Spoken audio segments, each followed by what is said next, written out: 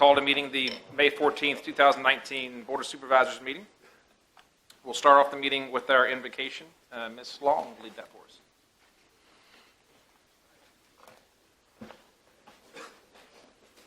Let us pray. Dear Heavenly Father, we thank you for bringing us here together tonight in service of all.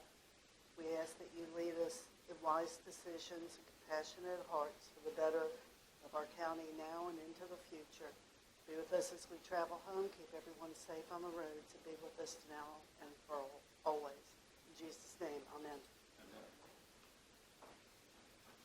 I pledge allegiance to the flag of the United States of America and to the republic for which it stands, one nation, under God, indivisible, with liberty and justice for all.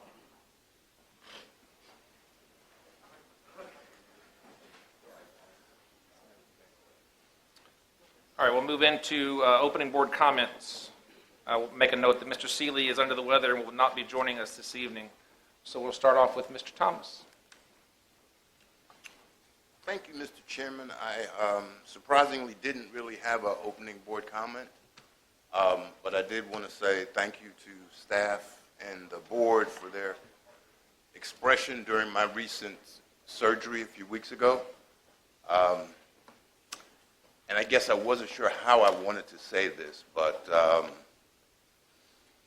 I see a few young folks in the audience. So I have done something very bad for 45 years or so, and I'm trying to stop now. But I smoked cigarettes for a long time and then smoked cigars, and I've actually had 2 surgeries because of that. So we're all role models to one way or another, sometimes good, sometimes bad. So I have to be a bad role model and tell folks that it's not a good idea to smoke, and that the young man I'm looking at, it stunts your growth and makes you short. So please don't smoke, and hopefully you'll all be healthy. And that's it. Thank you, Mr. Chairman. Thank you, Mr. Thomas. Mr. Black? Yes, I've got a few. Thank you, Mr. Chairman. I just wanted to kind of point out to staff, Mr. Partner, something. Mr. Thomas had mentioned this last time in the last meeting about the rural broadband, and the deadlines for some of those applications are coming up. So I was wondering if we could kind of take a look at, some of them are, end of this month, some of them go into the end of the summer, what's available from the federal government, because it really doesn't lay it out there, just kind of general applications for grants. So I was wondering if we could take a look at that, because that is definitely an issue in Caroline as well as other rural localities. Mr. Schiebel, I was wondering, Mr. Schiebel, actually you're on the stage. I've had some citizens contact me about a hazardous waste day. So where the county people can go and pick up stuff that they normally can't put in the landfills, convenience sites, I should say. So if we could kind of set up a date for that, Mr. Schiebel, I would be much appreciated. I don't know if we have one or... We had one in the fall of the year last year. Yep. Cost right at $17,000. Had an issue with the contractor, and out of that entire amount, probably 80% of it was paint. We're actually looking to put in a paint disposal unit at the Bowling Green convenience site to be able to dump that into a covered facility that has sand in it, and then once the paint's dried, we can dispose of it then. So that was the biggest part that we had. So we're going to find another partner to work with in order to do that. Is there a way you could put some press release or something out, or a little write-up, explain to the citizens, just what you just told me, because that would be very informative. All right. Absolutely. Thank you. I do also want to mention, Mr. Thomas, you're welcome to come. We have the ribbon cutting ceremony this Saturday for the emergency entrance that connects Durrett Road and Crum Drive inside Lake Landor. I know some people that was an issue, but it ends up that's actually saved lives already. So it's been very, very much worth it, a worthy project. Finally, there's a couple things. I know the schools are on the agenda tonight, so I do want to talk. There was something, I saw some news, and I used to be a baseball coach myself. A couple of weeks ago, I think it was last week or the week before, the Caroline soccer team, the high school soccer team, beat Cortland for the first time ever in school history. And if you know anything about soccer around here, Cortland's like, they're the powerhouse. They are an absolute powerhouse in in boys soccer. So it was really neat to see that Caroline actually, that's something that's kind of a county unifying thing. So congratulations to the soccer team. When I saw that, that was pretty neat. In addition, the other spring sports are doing very well. The baseball and softball teams are both doing extremely well here in Caroline, so that's good news. And finally, my last comment, Mr. Chairman, is the graduates. The graduation is coming up this Friday. I do plan to be there. And so I'd like to say congratulations to the class of 2019. So thank you. Excellent. Thank you, Mr. Black. Ms. Long? We have a long agenda tonight, so I'll hold comments to the end of the meeting. Thank you, sir. Okay. Thank you, Ms. Long. Mr. Underwood? Just a couple. First of all, it's good to see Major Mosier here tonight. I'm glad you're doing well. Glad you look well. Second, Mr. Chairman, yesterday I participated in the Agriculture in the Classroom Golf Tournament down in Richmond with the Meadow Event Park. That's their 23rd annual golf tournament. It was a good opportunity to meet a lot of folks who do a lot in Virginia that I just really had no idea of how much they can do and what they can bring into our classrooms and what they do and bring them into the classrooms in the state of Virginia. And finally, on Thursday at 7 o'clock, I have a constituent meeting at the Dawn Library at 7 o'clock sharp. That's all, Mr. Chairman. Thank you, Mr. Underwood. And I just have a single item, Memorial Day celebration or ceremony to dedicate our memorial plaque for post-Vietnam veterans, and has been moved to Town Hall Monday, May 27th at 11 a.m. So 11 a.m. I think that was supposed to be on the courthouse lawn initially. So, say again. The program is still on the courthouse lawn? I think it's moved to Town Hall. Okay, there was a VFW program. Okay. Correct. It's a VFW program. Yes, sir. Thank you. All right. With that, we'll move into any amendments to the agenda for this evening. Mr. Chairman, does that include items on the consent, or we deal with that separately? We'll do that separately. All right. All right. Hearing none, I'll take a motion to accept the agenda as written. So moved, Mr. Chairman. Second. We have a motion and a second. All those in favor say aye. Aye. And motion carries. And we'll start with our presentations and reports. Presentation of the resolution in celebration of the 50th anniversary of Frog Level Volunteer Fire Department. Let me read this first and then call them up. I'm going to read our resolution congratulating Frog Level Volunteer Fire Department for its 50th anniversary. Whereas a group of community and business leaders gathered together in 1969 and decided that a volunteer fire department was needed to respond to fires and motor vehicle accidents in and around the Dawn area of Caroline County. And whereas this diverse group of citizens created Frog Level Volunteer Fire Department, also known as Company 5, and pulled together the labor, skills, and resources needed to construct a fire station on their own, including mixing by hand the concrete floor that remains in place to this day. And whereas, throughout the years, the department has grown to play an increasingly important role in the county's emergency services system.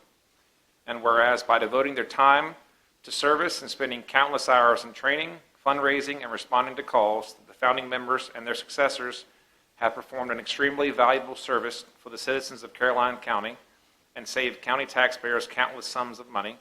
And whereas, as the department reaches a significant milestone in its history, Caroline County wishes to help commemorate the anniversary and honor all past and present volunteers.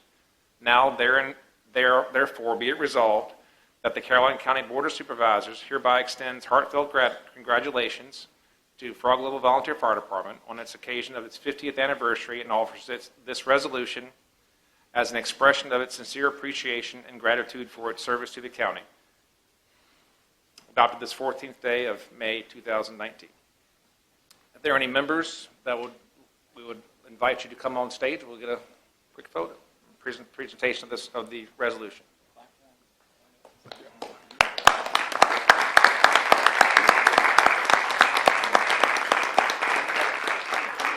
Yes, sir. Yes, sir. Mr. Chairman, honorable member of the board, just want to recognize we have our charter members that are here with us tonight. Excellent. And these are some of the guys, some have gone on, but these are some of the guys that are still with us, and we especially want to recognize them for what they have done. And they're the guys who built that building down there and mixed all that concrete. So we want to make sure we recognize them, especially this evening. And Absolutely. thank you so much. We would like to bring you all on stage and take a photo with the board, if that'd be acceptable to you.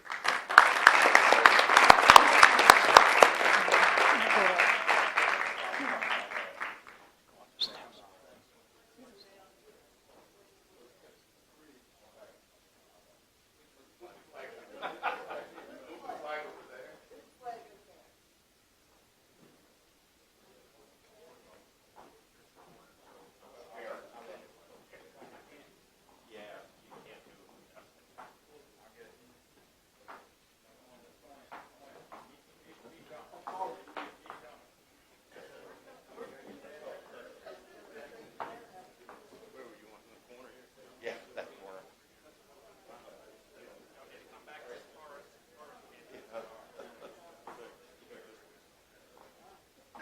Okay, if we can bring it, okay.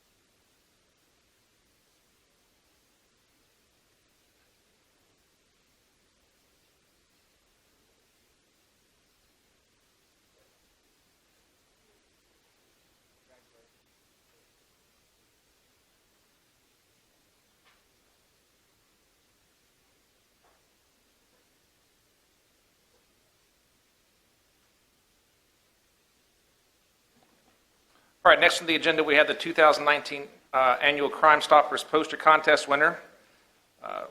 Sheriff Lippett, would you step forward for us?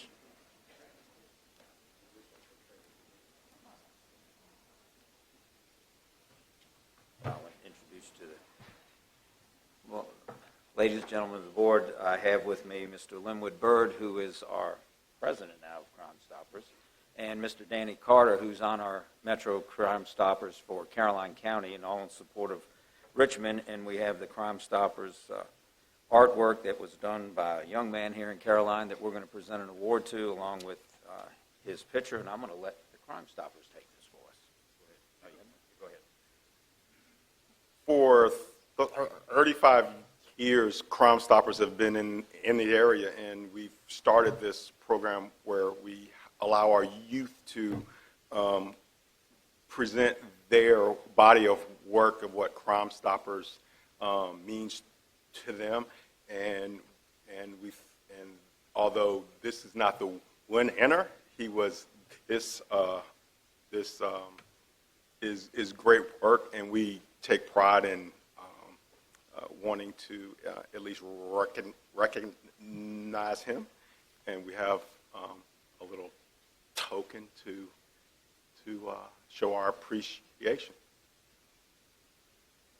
Well, as the Caroline representative on the Richmond Crime Stoppers board, it is an honor to be able to be here to present this check as well as the recognition to the young man who won. There is participation from all the high schools throughout the area that the Crime Stopper serves, and it is a great pleasure that we're able to present a framed copy as well as a check for $500 to Devlin Hobson. Come on up here, young man.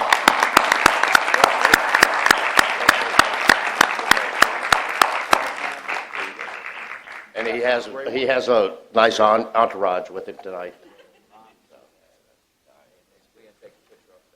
Do we get to see the page? Can we see They're it? going to bring it up. All right, can you show it to everybody behind? Turn around.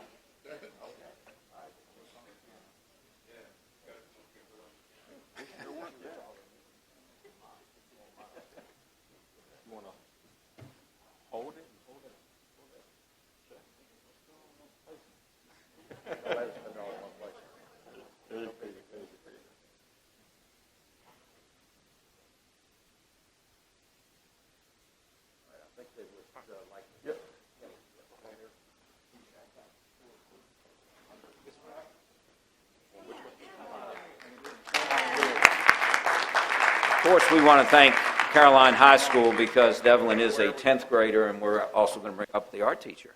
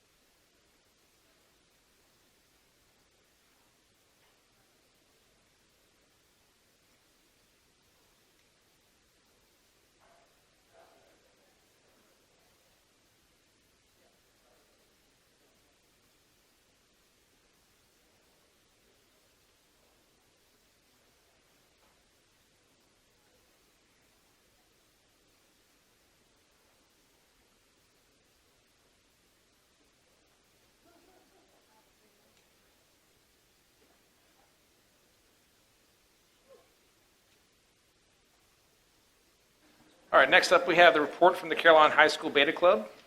Ms. Klein.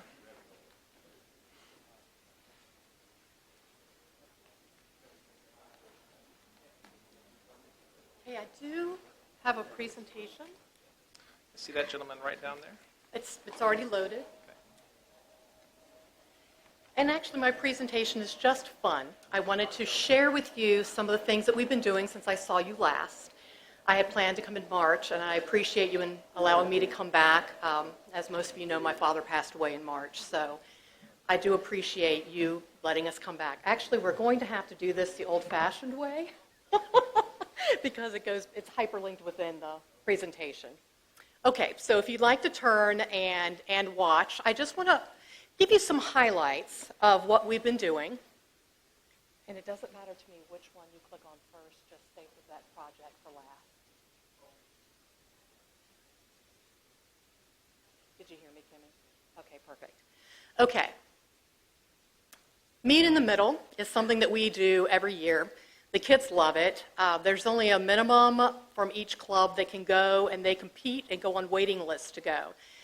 This was this year's, and I had no idea some of our guys could hula, but they did. And some of our girls are trying to do push-ups there with the kids. And the next shot that you would have seen after this one is both of our girls face down on the ground. The kids beat them hands down doing the push-ups. Okay, go ahead. If you guys, by the way, if you've never been to Meet in the Middle, I encourage you to go. It is so much fun. The kids are so excited. They are thrilled with anyone who will just come and play the games with them. So definitely, if you have a chance, pop in. We go to Leadership Summit every year. That's our whole leadership group there, clustered around the wolf. Everybody was wearing their ears, including the bus driver, at the sessions. For the older kids, the sessions are a little more hard-hitting. They're emotive and reflective, and sometimes we have to have some, informal counseling afterwards, but it makes the kids really think and connect about what it means to be in a leadership role and what it means to be responsible for how other people look at you. The young lady in the middle, oops, you hopped off of that one. Just click on the top is fine. Just click there. The young lady in the middle, Isabella Perez, was our first state leadership representative from our club. In fact, she was inaugural of the first year that they did leadership representatives. She was selected, which was wonderful. There were only 2 from Virginia. And she paves the way for Nikia Crutchfield, also from our club, who was taking over as the state leadership ambassador come June 1. Okay, go ahead. Oh, you didn't go back to the front. There you go. Okay. All you have to do is click on the link at the top, the title. Just click on the title. There you go.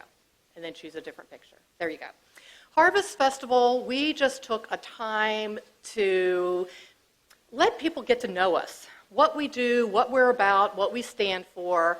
The kids took shifts, and anybody who would stop and chat, we would just talk to them about Beta, what the club is, what we do, what we love about it. And then we did a lot of little hand pumpkin stamping as well. But the kids had a fantastic time, and it wasn't an opportunity for us to raise money. It was just an opportunity for us to share, and the kids really did enjoy that. Okay. Barnes & Noble has been a fantastic partner for us. We have done numerous events with them. We did holiday gift wrapping where we, in a day and a half, made $350 in donations from wrapping. All we did was wrap presents. And, I told the girls and guys that came to wrap, I said, don't bat your eyes at whatever people bring, just wrap it. And we had people just nonchalantly bring in Cuisinarts and all kinds of things that definitely did not come from Barnes & Nobles, and the girls and guys just wrapped it anyway and smiled and kept going. The bottom half, we did a couple of story times and decorating cookies and decorating cupcakes, and the girls took turns inside the mouse.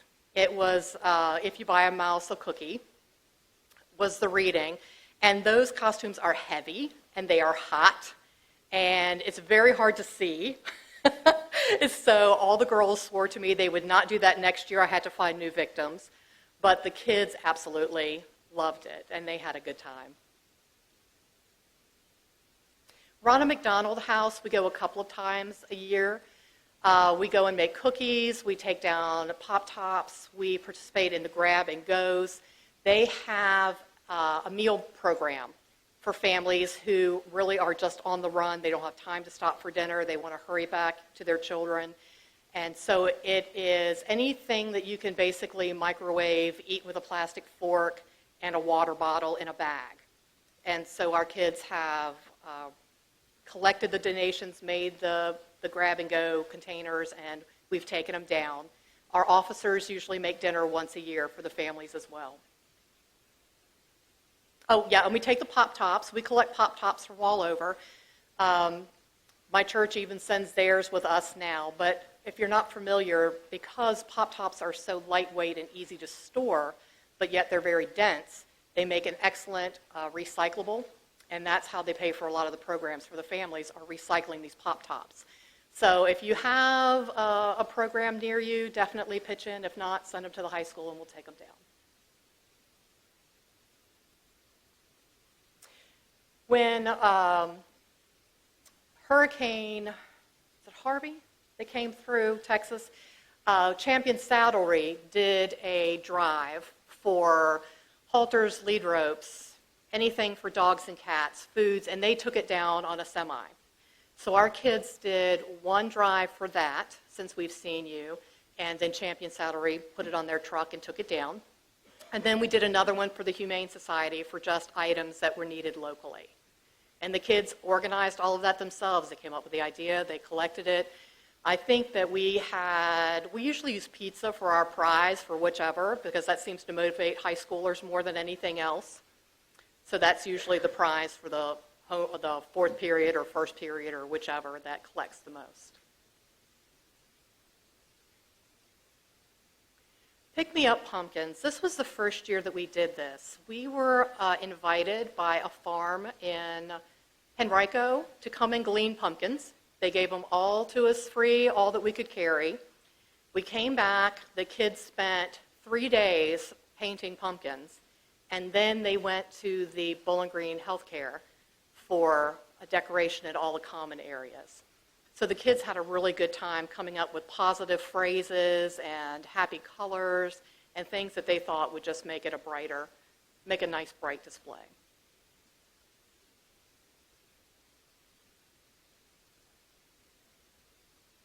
Caring for Cops was something that we did this year during Beta Week. National Beta Week is usually the first week in March, but we chose to do it, I think, the third week because it was easier. Our kids spent all day baking right there at school in one of the, the independent, what is it? My gosh, my brain stopped. What's it stand for? Thank you. Intellectually disabled, self-contained room has a kitchen. And they allowed us, with their students' assistants, to bake all day long. So the kids baked, and then they made baskets for Officer Doucette, who is our SRO, and then also for the Caroline County, the Bowling Green Town, and also the state police. They took a basket of goodies to each place. And that's them trying to get into the Caroline County one. They thought it was funny since the door was locked and nobody came to answer the door at first, so they staged all kinds of fun pictures. I said, that's going to be a great video when they go back to look at it, everybody on the inside. Thurman, Brisbane, since we've seen you, we went twice. We made dinner once, or was it lunch that we made? It was lunch. We made, this is breakfast. So these kiddos crawled out of bed at 5 o'clock in the morning to meet us at 6, to make breakfast, to have it on the table at 8, and there was so much laughter and fun, you would not have known that we dragged these high school kids out of bed by their ears. But it was just a great experience, and the kids, I think, realized that they had more in common with everybody in the room than they had less, and that just made it fun. We found mutual friends, we found, kind of extended family, so it was a really eye-opening but fun morning. Oh yeah, when we do lunch or dinner, we have done those. We do crafts with the kids so the parents get a little bit of a break while we're making dinner or lunch. Hope for Appalachia, was sponsored in our area by WPRS. They provided the collection sites. The kids once again formed a drive, gathered up all the supplies. Ms. Kelly was kind enough to supply the boxes. They boxed it all up and then took it to the distribution site. So these were all kinds of school supplies and small toiletries, things that the school kids would need in the Appalachian Mountain Range.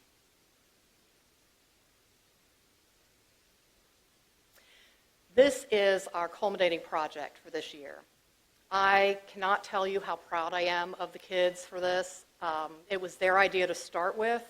It has been a year-long project to honor and assist the veterans in our county. They started by talking with the cosmetology department and setting up an opportunity for haircuts, having your hair set, a perm, whatever you may need on Thursday afternoons free of charge. While we were in the furlough days, we had several Coast Guard families that were affected by that, so they did kind of an on-the-low, quiet, dry goods and school supply drive, and then we turned those over to Mr. Bill Rooney, who is the VFW project manager, and he discreetly placed them so that the families could come and pick up what they wanted when they needed it. And the biggest part of this project has been landscaping at the VFW itself. It's been many weeks in the planning. Saturday was our first day of actually being out there. It looks tremendously different already. Many thanks to Mr. Seeley, who I know is under the weather, but he sent us donuts when he was on his way to the emergency room. He dropped donuts off for the kids, and it was an amazing energy boost. But the kids arranged for the rocks, the free rocks, from Northern Enterprises. Mount Olympus Berry Farm donated the bushes. Other community members donated hostas and iris and daffodils, and it's really exciting. The changes, if you drive by if you get a chance, we're just starting. The kids have committed to following this project year after year until we get it the way the VFW command would like it to be.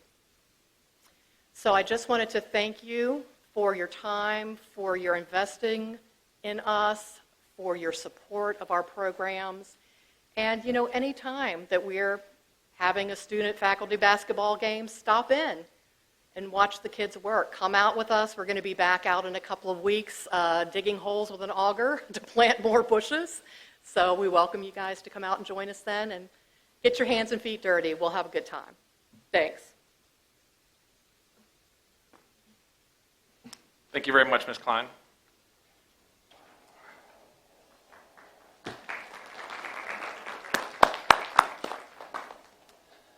Next up, we have Ms. Mary Claire.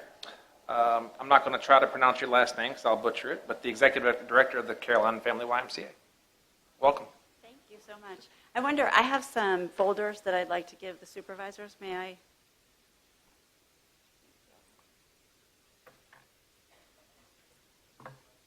My last name is pronounced Oseguera.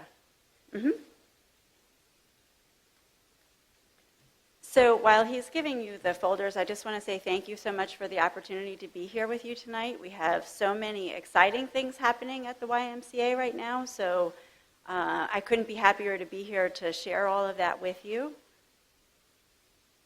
First, what I'd like to do, if possible, is inside your folder on the left side. What we've done there is we've plotted a map of memberships in the Caroline County, so you can see what kind of reach we currently have. This was actually as of today. And if you look at that, you can see that some of the little plots have a yellow circle above them, and those are clusters of memberships. So as of today, as of the end of April, our membership total was 1,181 membership units. If you look on the right-hand side of your folders that I've given you, the first page is just our brochure that we give to folks who are inquiring about membership. We do have a policy where we have membership for all. We'll never turn anyone away because of their ability to pay for a membership. We call it the open doors policy at the Y. The second page that you have there is just some membership highlights for you.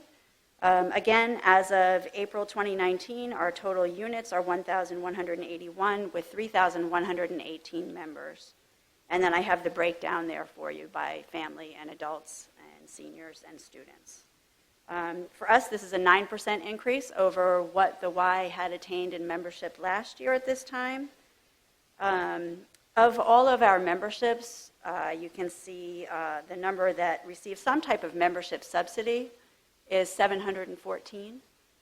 Each month, the average total that the Y is subsidizing the memberships that we have here in Caroline is just over $15,000.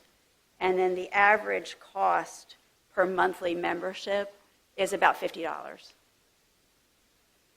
The next page that I have for you are some special promotions and highlights just since this year.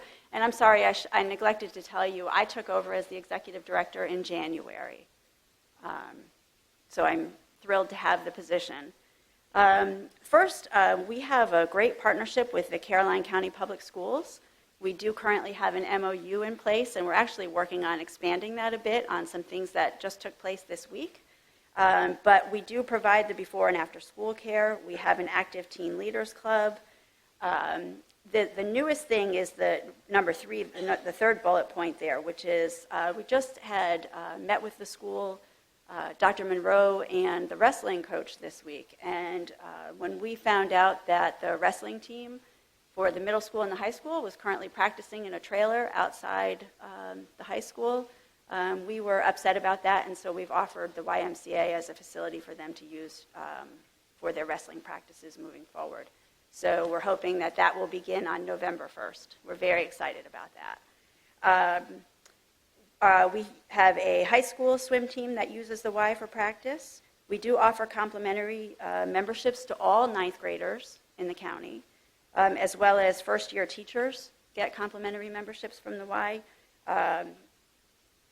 Folks who are employed at the school also get discounted memberships, and we offer that through payroll deduction. The YMCA has been used prior to my time, but hopefully, again, we'll be able to do this for leadership retreats by school employees.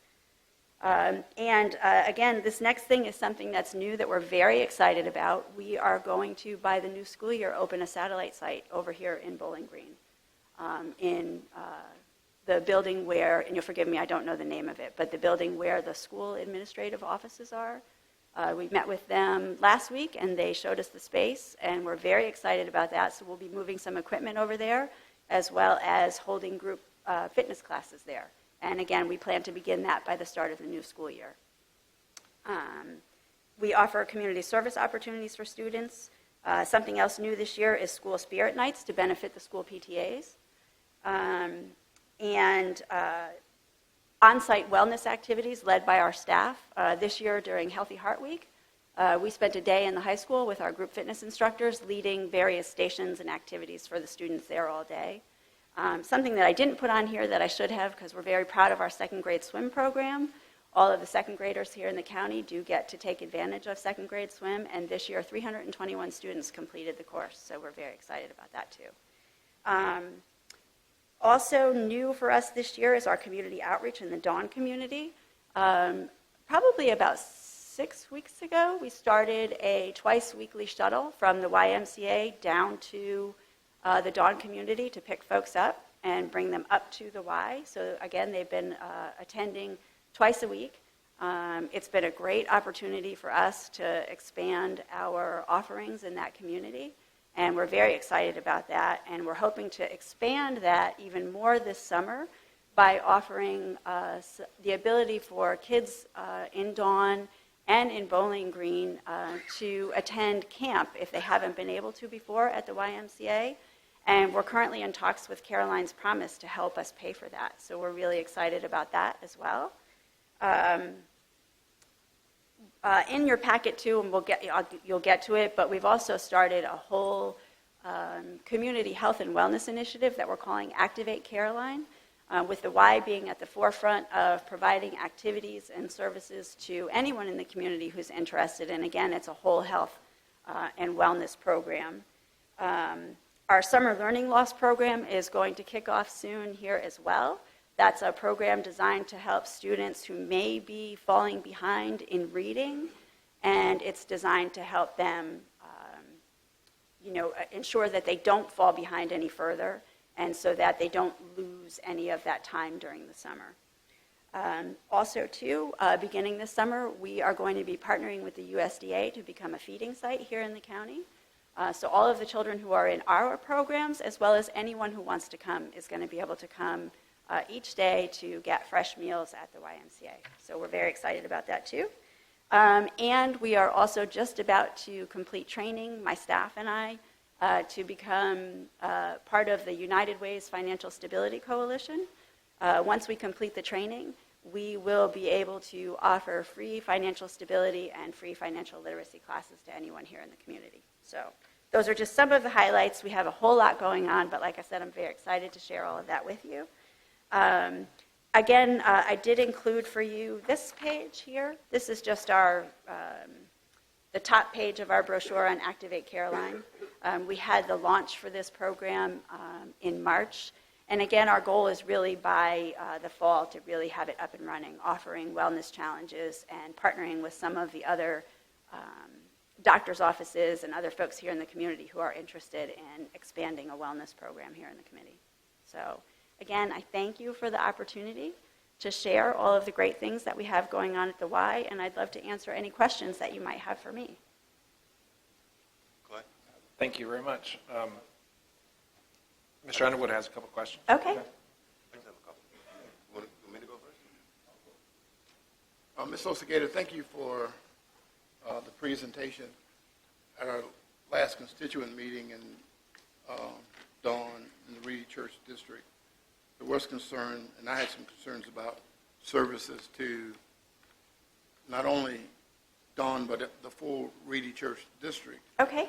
There are a number of churches. I think Reverend Fields Church is one of the largest, but certainly the Sun has a church of equal capacity almost.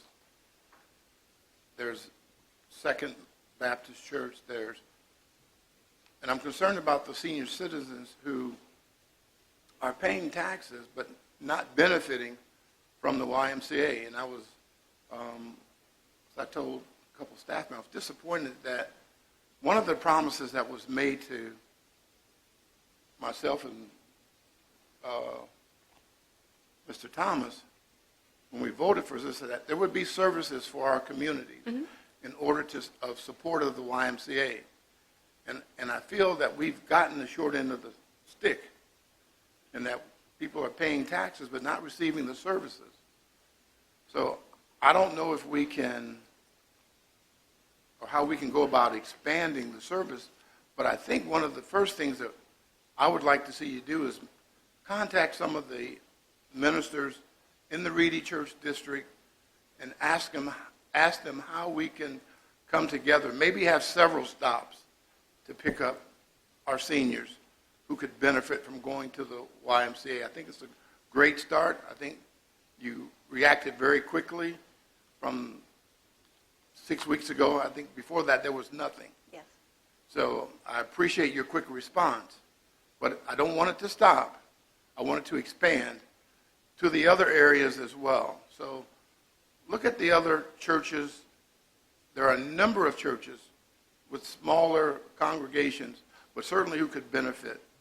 And then the second part of that is we have to ensure, one of the things we talked about when the YMCA came was that they would provide those programs for our youth. So I'm very happy to see that, but I still think we need a few more after-school activities and transportation for these young folks to be able to go to and fro. So if we could work on that, that would be great. I think you started off, and I'd like to see it continue. Well, thank you so much for your comments, and I appreciate your comments, that you said about the promises that were made prior to my tenure as executive director. And I am, again, sorry that that had happened. What I can do as the new executive director is move forward and try to Absolutely. make the situation as successful as possible. And as you said, the initiatives that I've talked about really are only the beginning. And as we develop the capacity to expand that, and I'm willing and would just love to have those conversations, and I would love it if you could help me with that and, help me know who it is I should speak to. I am planning to come to your meeting this week as well, so maybe I'll have the opportunity to meet some folks there. But again, I do welcome the suggestions and the comments, and just want you to know that it is my goal to do exactly what you said and to expand our services in that part of the county. Definitely a Silver Slipper program would be. Most of the YMCA's have a program for our seniors called Silver Slippers. And I think that would be a good start. I called and just asked about the fees, and I didn't like what I heard when I called, and so that's kind of stirred me up a little bit. So Okay. that you didn't have a Silver Slipper program, but I think it's critical that some of the other YMCA's, and I've worked with the YMCA's in Richmond and other places, so there are some things that we can do to help our seniors and our youth, which is the foundation of the YMCA. So I would think that would be. Absolutely, and Something again, committed to. I'm certainly willing to look at any options that are available, and I do want to make sure that I am really clear with everyone that our policy is, with our open doors, that we'll never refuse anyone membership, and we'll always find a way to work with anyone regardless of their ability to pay for a membership. You're welcome. Mr. Thomas? Thank you, Mr. Chairman. This is Osigueda, right? Close enough. Okay, well, we all need to know how to say your name correctly, so. It's pronounced Osageda. Osigueda. Yes. Okay, I'm a little slow, but, It's okay. we'll do this a couple of times. You said you just started in January. Yes, sir. Okay. I wanted to say, without a doubt, thank you for all you've done. The YMCA that I remember and that I know was a swimming pool and a basketball court, and that was basically it. I managed to work on one of those two and not the other. But you're actually doing a lot of things with our youth and a lot of things with our schools. I find that a great, accomplishment. And I really do appreciate it because, as Mr. Underwood said, the vote to start a YMCA and fund was a fairly contentious one. And as one of the people who said we should have a YMCA, it's great that you are expanding the Y's outreach throughout the entire county. It's not for just one group of people, not for one community, but it is the county's Y, Yes. the school's Y, the senior citizens' Y, the wrestling team's Y, and we now have a swim team. So I do want to say we really appreciate what you're doing. You're the first one who's really done all of those things. So I think there was a little pent-up frustration there. So I want to make sure you understand we appreciate what you're doing, and please keep it up. Thank you. I appreciate those kind words, and you can be rest assured that I will.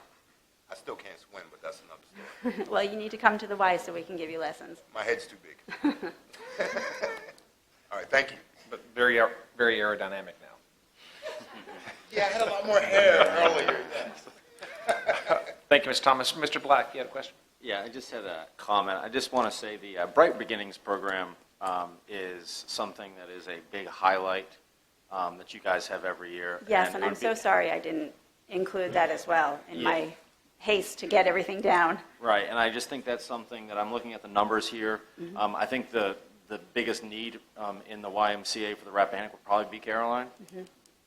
So it would be nice if that's, that there's more public, some PR done on that, starting basically right around now so that people can understand. Because there's a lot of people, I'll be honest with you, I mean, you guys may be putting it out there. There's a lot of people I don't think that don't know about it. And it's a wonderful, wonderful program that you guys put on. And it's just something that benefits all the kids in Caroline, from the shopping to the stuff, the backpack program that you guys do. Yes. So it would be nice to see that program really expand. So if I may tell you also that, and thank you for those comments as well, that it is our plan to expand the Bright Beginnings. And if you're unfamiliar with Bright Beginnings, it's our program where we help children who need back-to-school clothing and back-to-school items.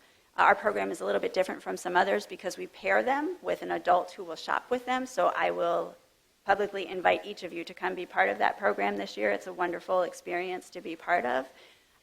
We did recently, I had applied for and we did receive a grant from the Caroline Foundation to help us fund that program and expand it. We also had our most successful fundraising drive ever last week, and much of those funds will be to go to help pay for Bright Beginnings. Because again, we don't charge anyone anything for that, and the average cost per child is about $150. So we're excited to be able to have that program here in Caroline and hopefully expand it this year. Well, Ms. Ozagata, thank you very much. Thank you. That's all right. And I just wanted to say sorry. thank you for clarifying that the second grade swim program is still, because that wasn't on the list too. Yes, But thank yes. you for working with the schools. We have a lot of bodies of water around here. And I Yes. just think early education in swimming is the way to go. Keep our children safe. And thank you for continuing that. Thank you. And goodness knows you are not letting the dust settle on you, so just keep moving. Thank you so much. Thank you. thank you very much. Okay, thank you.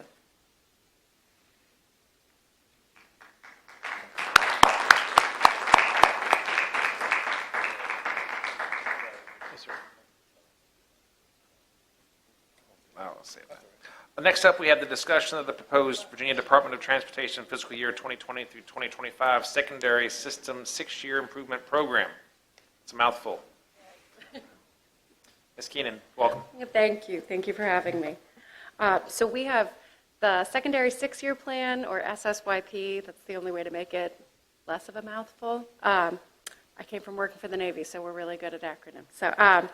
So this is funded predominantly by telefees, which are within the right-of-way. That's basically the conduit where phone companies will place their lines. And VDOT uses a percentage of that to fund the secondary road networks. That's anything that's predominantly in a neighborhood or off the primary road network. We have before you the proposed secondary 6-year plan for Caroline County, which begins in fiscal year 20 and goes out to 2025.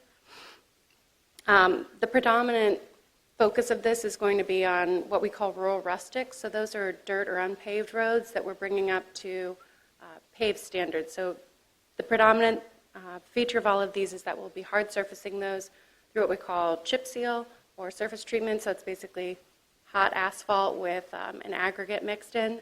We have several of them throughout the county, so we'll be doing this on several roads that are listed here.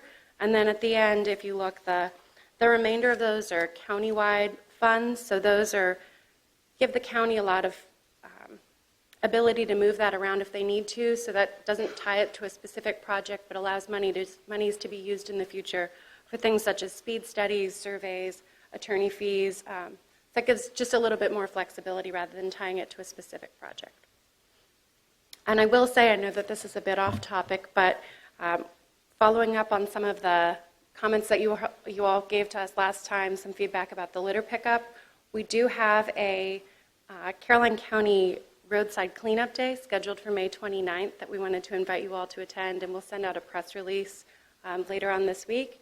That'll be at 9 a.m., and we're focusing on the Carmel Church Loop as well as Omaha Drive. We're inviting members of the press, VDOT staff is coming, local officials, and we're also bringing down the Keep Virginia Beautiful organization as well as some of our select Adopt a Highway participants to just highlight the need for keeping the roadside network clean and also highlighting a lot of the Adopt a Highway programs in the area. So if you all are available, I know it's a weekday, I know it's in the morning, but we're going to start at the Carmel Church Loop May 29th at 9 a.m. And the public is also welcome to attend if they'd like. We can send out that press release for our SVPs, but sorry to divert from the main topic, but if anybody has any questions about the either trash pickup or the secondary 6-year plan, I'm happy to answer those now. Just one thing, Mr. Chairman. Mr. Underwood? Is it possible for our litter folks to coordinate with this date? I know we talked about. Mr. Pardon? Mr. Siebel? Yeah, we've been coordinating with county staff. Okay. Mr. I mean, Shebel. for this particular day that we're going to do the pickup, can we coordinate to make sure that we have as much staff on hand as possible to? We have, yes. We've Okay. been coordinating back and forth and Okay. already have the site set up for the visitor center, so we're good. Gotcha. Thank you, Jim. Thank you. Excuse me. Mr. Chairman, before she Mr. goes. Thomas? Ms. Keenan, I know you said before at your the last time you were here that we were doing ditch cleanup, and Yeah. that's been a big problem for a lot of my constituents. Is it possible that you could give us a schedule so we can at least let them know when a road is going to be going, or do you have it that We tight? have not finalized the schedule yet. We're still working on that. We're trying to marry that up with our resurfacing schedule. So we're doing whatever has been resurfaced in the last 2 years, and then what is on the surface treatment for the next years are where we're prioritizing. So basically, it's so that we're not throwing good money after bad. So if we've just surface treated it and the ditches haven't been pulled, we're going to go back and do those first. Okay. We're going to focus on the primary road network, and then we're going to look at the ones that we're going to be resurfacing in the future. So that's kind of the high level, how we're coming up with it. But I should have a finalized schedule for you as where we're prioritizing those road networks by the time the new fiscal year rolls I around. think that's really good. And, I do appreciate it. We've had a few email exchanges from citizens, so I just wanted to make sure I could report back to them there was a schedule. We will so- have that. Okay. And again, that's always as weather and environmental permits permit. So that's our goal for the roads that we're going to aim to get to, but, the past year has been kind of chaotic, so we're trying to stick to that as best we can. Thanks for your help. Absolutely, sir. And we have noticed some of the roads in the Reedy Church that you pulled. We appreciate that.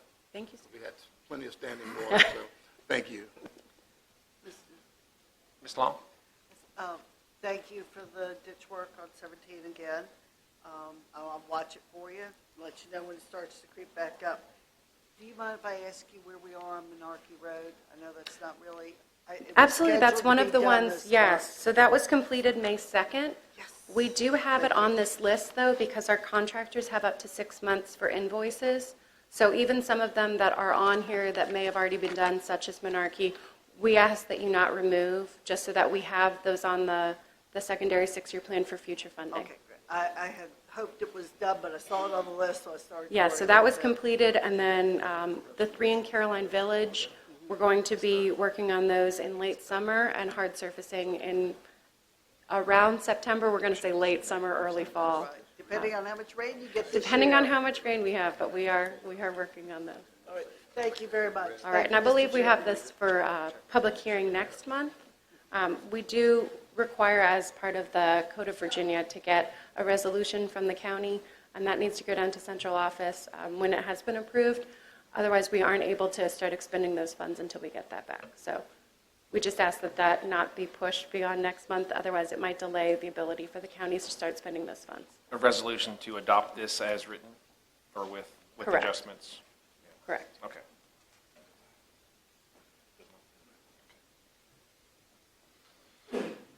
Do you have any other updates for VDOT issues that we've submitted in the past? Hate to hit you up for those if you don't. Those are the big ones. Other than that, we completed the bridge over 301 into Port Royal. So that work has been completed. The contractor that's still there is doing work for the restaurant, not specifically associated with our bridge project. So there is still contractor laydown, but that is not associated with VDOT. And aside from that, we're still working on ditches as we can, work orders as we can, and There pulling was, this Mr. Underwood. We talked about, I know you did the speed study on 301 Correct. going into King William, but once you leave the fairground and coming over that hill, there are citizens who are having issues getting out of their, 55 is still pretty quick down that stretch up to the light at 207. Once you leave the fairground, make the left and heading toward King William. Okay. I don't know what we can do, whether we can put flashing lights or residential sign there, but we need something to slow the traffic down coming to 207. There's going to be an accident there sooner or later. Okay, we can forward if that we- to the traffic engineering We've group. talked to about see- it a couple of times, and they say Okay. that they completed the traffic study, but we really need to push harder. Okay. Okay, thank you. I have just a couple items. Durrett Road, which was brought into the state, the paved state system a couple years ago, is starting to have some issues on the edges. It's not a, I think it's a 30-foot wide right of way. It's a very narrow right of way. Therefore, the ditches are right there. And what has a tendency, what's happening, it looks like it's washing out, and then it's heavily traveled by buses and now some tractor trailers, and it's going to get more. See, Bob, and we can have him removed if you need to. So, No, what I was calling about, Ms. Long, have you had any calls from your people on 301 about the 60 mile an hour? Yes. Yes, we have dealt with that. Okay. Yeah, because they've called me too about moving it. Moving it back to the AP Hill We are. line. We got you. Thank you We are very working much. on that. it's just probably would warrant an eyeball to go look Sure, to see what absolutely. it's starting to break up, and I'd better catch it now than after it's eaten into the road too much. The other thing is, I believe maybe Mr. Beal was involved with this, but Satterwhite Road, which is not a heavily traveled road, but it provides the emergency access or egress from Lake Caroline, and if an event, a heavy rain event, when it closes down the causeway route, and then there's a back half of the lake neighborhood that doesn't have any way out other than this emergency egress, and that road doesn't drain well, so it's the same problem that their primary access was blocked. Generally will cause problems to some degree with Satterwhite. So I don't know. Okay. I don't haven't seen an update. So if y'all could take a peek on that or just Sure, get back to absolutely. me with that, so I can pass that along to Okay. the HOA over there. Anyone else have anything, Ms. Keenan? Other than that, thank you very much. All right, thank you. And with that, we need to make a resolution to adopt this, so. Or public hearing. Okay. All right. Okay. All right. Put that in. 7:08. All right, we'll go towards, to appointments now. And we have 6 appointments to consider.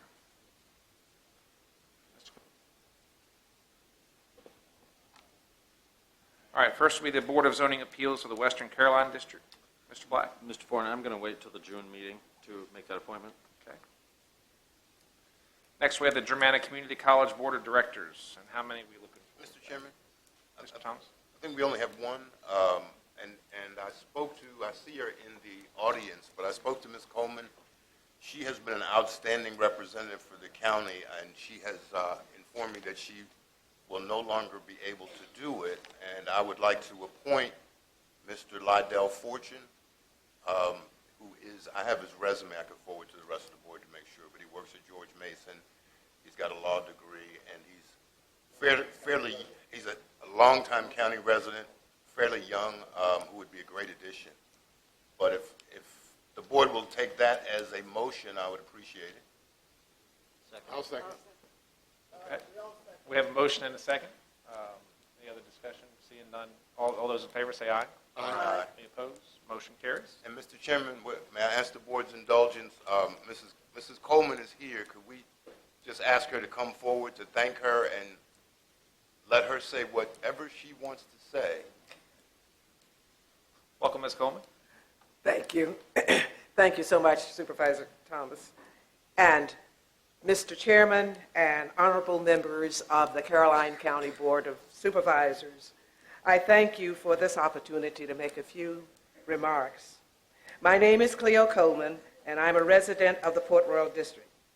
Since my retirement 31 years ago, I have been privileged to return to my native soil here in Caroline County.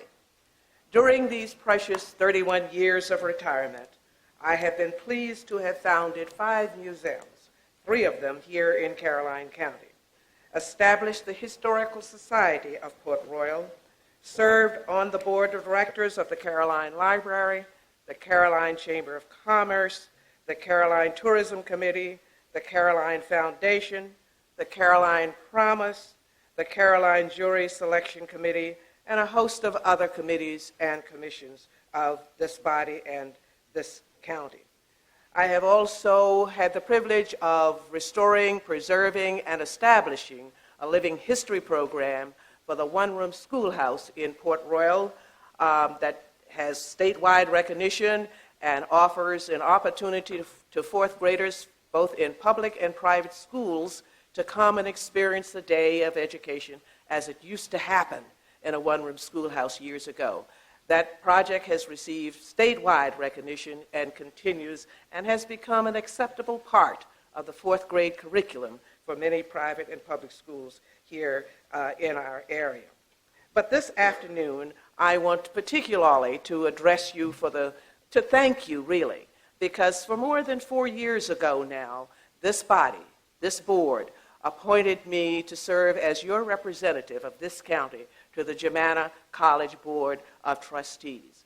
I have long felt, and continue to do so, that the public institutions of schools and of libraries, of parks, and of community college are a necessary element, a remarkable and a dynamic element necessary for a democratic society. So I have been privileged and pleased to serve as your representative these years on the Germanna College Board of Directors. But now I am rapidly approaching my 9th decade of life, having been retired, as I've said, for 31 years now, and I'm no longer having systems that are all on go. As a matter of fact, most of my systems now are far less than go. And I have delighted in serving and having so many opportunities to serve and to do my best. But I am aware now that my best is no longer the best for Caroline County and for the organizations that you've allowed me to serve. But I did want this opportunity to thank you all so much, this Board of Supervisors and the citizens of Caroline, for the nourishment, for the support that you've all extended to me during these years of my retirement. When my letter of resignation was submitted to the board and shared with the board members of Germanna Community College on Thursday past, I was thanked vigorously, and also the president, Dr. Janet Gulson, and the board chair, Mr. William Thomas, wanted to render their thanks, too, to this Board of Supervisors for the appointment that you had offered of my name some years ago, and they valued highly the diversity among the other few skills that I happened to bring to that board, and they wanted to go on record and have me share with you their evaluation of their high value of the element of diversity, and they are hopeful that as you consider your appointments in the future, that you will value that as well. Again, I thank you all from the bottom of my heart. It has been a privilege to have served, and service is its own best reward. Thank you.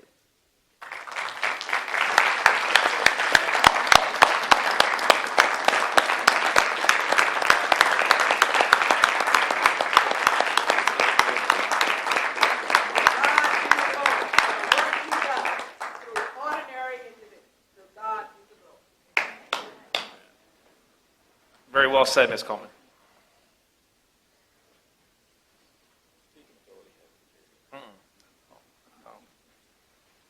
Gifted orator. All right, next we have the Rappahannock Area Community Services Board of Directors.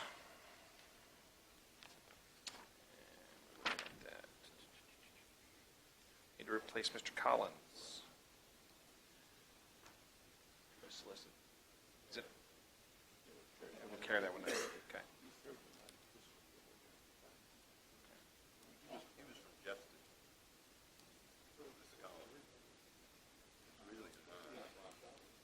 It's a single countywide appointment.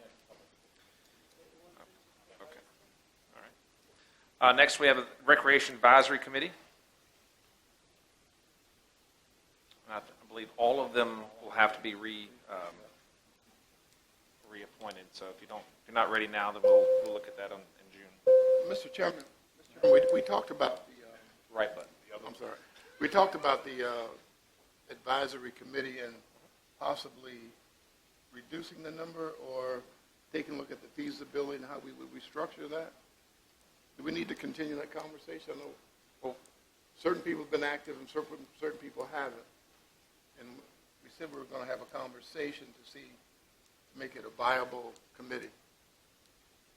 We have opened it up to not just committee members, like the members of if somebody has a topic they Okay. want to come speak with. Right. We've moved it around the county, had it in Dawn and Port Royal Right. and Ladysmith and Bowling Green and things like that. So it's We need there to are some actions that have been taken. Reconfigure that. Well, why don't we have a school rep and why don't we have a student rep? Because I think those We- are two critical. We do have a school rep. Says on It there says it's vacant. It says vacant. We don't have a person, but it's vacant now. Yeah, both the school rep and the student rep are vacant, so. Well, it's mine. And the reason I ask that is because we've got some things, like we talked about at the last work session, fixing the Parks and Rec softball field versus the school softball field. And I think having that synergy with schools and Parks and Rec would save the county some money in the long run. My understanding is that the schools is creating a athletic facilities advisory committee, and Ms. Calveric, is that you can nod if that's Mr. Monroe, and that's forthcoming in the next month or so. That'll be assembled, and my assumption is it would have some synergies with the county recreation, because they're already working together with many items, and if you want to come and speak to that, that'll just advise the board, that'd be great. Good evening. We are actually moving forward with an athletics advisory committee, which we hope to have a member of the Board of Supervisors participate in, as well as a number of other local entities, parents, athletic coaches, students. But we would not be opposed to having a representative associated with the Recreation Advisory Committee if you felt that would be advantageous. So if that is of your wish, we certainly will identify the most appropriate party. There is a member that works for the school system. I think it's just a regular appointment from one of the districts. It was Mr. Honan, somebody worked for Mr. Honan. Yes, I believe so. Yes, that sounds right. I mean, it's just important, if they create a school facility recreation committee or whatever it's called, we need to have one group in the county that's going to work with both of those, some kind of way so we can make sure we don't duplicate things and make the best use of the facilities we have. So I don't care how we do it, but that's the way we need to do it. Yeah, I don't think we're going to be able to get around the recreation, as in Parks and Rec Advisory, having a separate entity just for basically internal stuff, but there will be some overlap with the schools as well. Right. Parks and Recs does programs and new activities, but they also have some facility components. So maybe a couple of those people could go to the schools, and then you'd have that, that kind of relationship. Yep. Okay. And I would be willing to, if they are open to having a Board of Supervisors member, I'll be willing to serve as that member and have another person from the Rec Advisory Committee go with me. If that, I think that's a real good idea. Chair, I would suggest. that Pending we the put election in this November. As a topic of discussion at your next meeting with this group. Yep. And we're going to have to table the nominations until next month anyhow. If you would come back in June with your thoughts, and some of these members may want to re-up, some may not, so reach out and we'll come back for. What about Mr. Howard? I think he should be, Darnell, the Park and Recreation Director. Should have He's always there. I think it's conversation. a pretty important part. Yeah, of that. absolutely.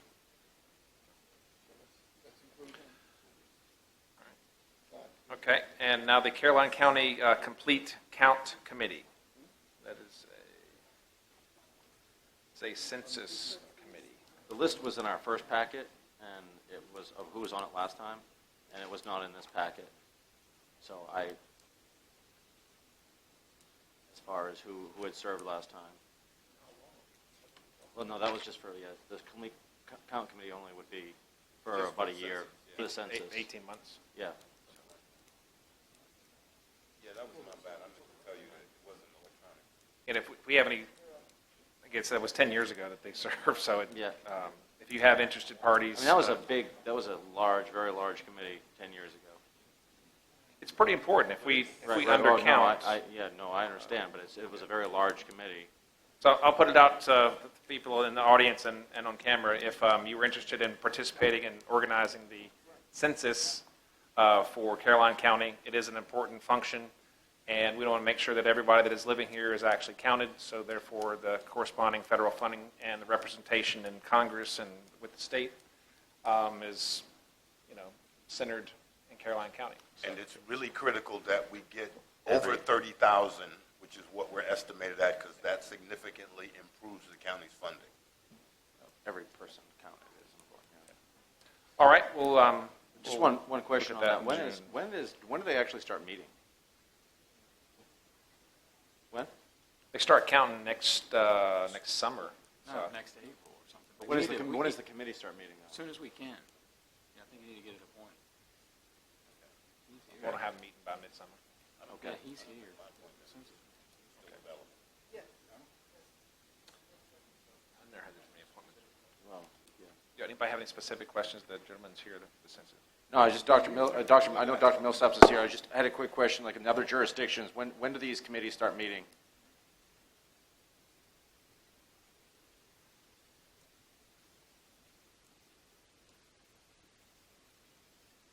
Where's the button? It's on? Good. It's on. Some of the committees have already started, so it depends on how quickly you can get formed. As a bureau, we're a little bit behind schedule compared to the 2010, so we would assume that most counties are behind schedule compared to 2010 as well. So as soon as you can get the committee formed and start meeting, you're better off. I know I've met with some of the people within the community, libraries, schools, things like that, and they're standing ready to serve on the committee and assist as soon as possible. Thank you. Thank you. Thank you. And lastly, we have the FAMPO Citizens Transportation Advisory Group. That was mine. There were Oh, yeah, you have one. 3. We had Joe who didn't show up. But I had a guy from, actually from Sparta, which is Jeff's district, who commutes and works for a construction company. I thought he'd be a great person, but he's not our district. I don't know how we want to handle that. It was fairly open. I mean, my recollection is there's 3. Then, Well, there's 3. We just shared because we had 6 supervisors. We shared based on proximity. Yep. I have one because yours were ours. correct. You were going to seek Yes, out. I have one. Yeah. Okay. You want to put that Yes, person forward? the person I would like to put forward is Michael Hoyt. Nancy, you were with Jeff. Wait. Black. I mean, H-O-Y-T. Jeff Seeley.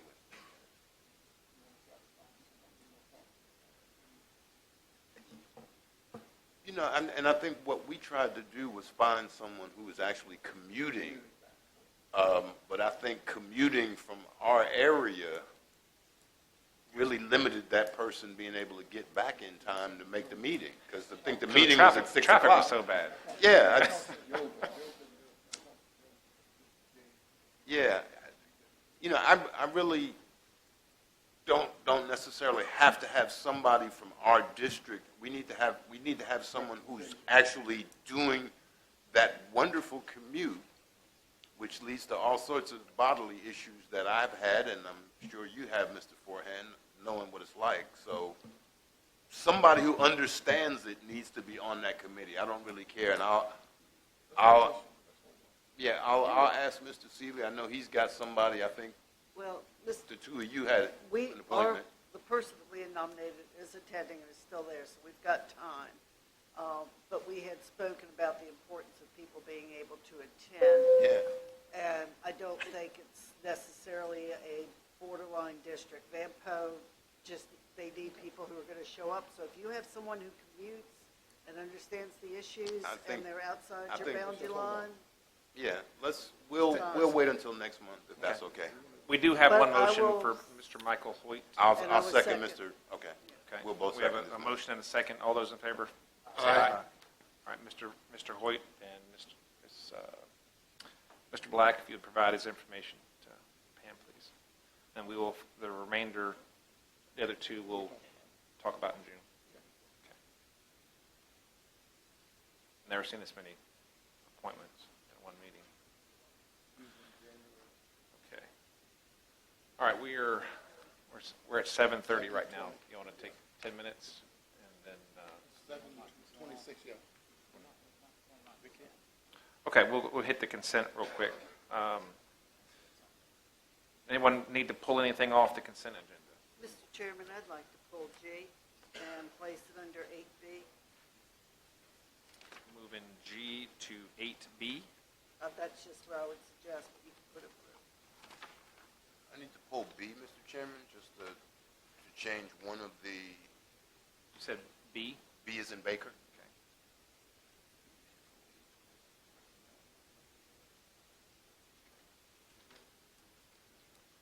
Mr. Chairman, I'd like to pull consent agenda H, please. H is going Mr. under- Thomas, what, I'm sorry, Mr. Underwood, give me just one second. Mr. Thomas, B, is it something B quick? is a that- summary of the planning commission actions. Okay, I need to further research RZ 06-2018, which is the proposed auto sales garage facility on 207. okay. Can we make that 9A? No, we can just, the only thing I'm doing is I'm saying I don't want to have that public hearing next month. Okay, So we can delay that until August. And that's something that I would have the, prerogative to do, especially since the Mattapanai Planning Commission member voted against it, and it passed. Excuse me? No, I'm just saying, I don't want to have a public hearing on that. So we can drop that from the Planning Commission actions Mr. Fincham can take care of when he schedules that. Mr. Colley, can we legally do that? I have a year from the Planning Commission action. We're fine. any opposition? Yeah. Anybody make that happen? You're fine time-wise Okay. with this. Yeah, You also have the two special exception That go requests along with that that, go right. with that.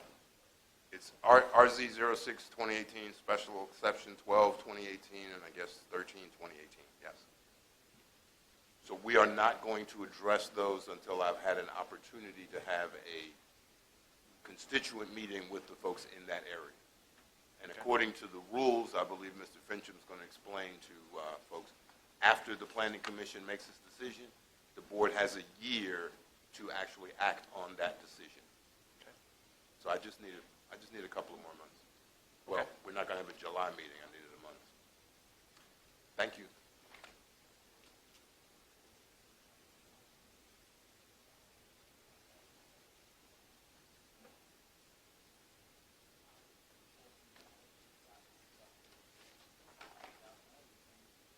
I would adopt only the things on consent that don't have any change. So I would pull B like he suggested, G and H, and then when you go to adopt the rest of B, we'll make those changes that he's mentioned. Okay. We'll slide in B. You don't have to dot any specific time for it. You just need to pull it for not going to June. Okay. All right. And we're going to, Mr. Underwood wants to pull H. H, correct. Okay. We'll put that as 9. We just want to talk about it. Let's talk about it. Okay. All right. Okay. All right. Mr. Chairman, I make a motion that we approve consent agendas A, C, D, E, and F.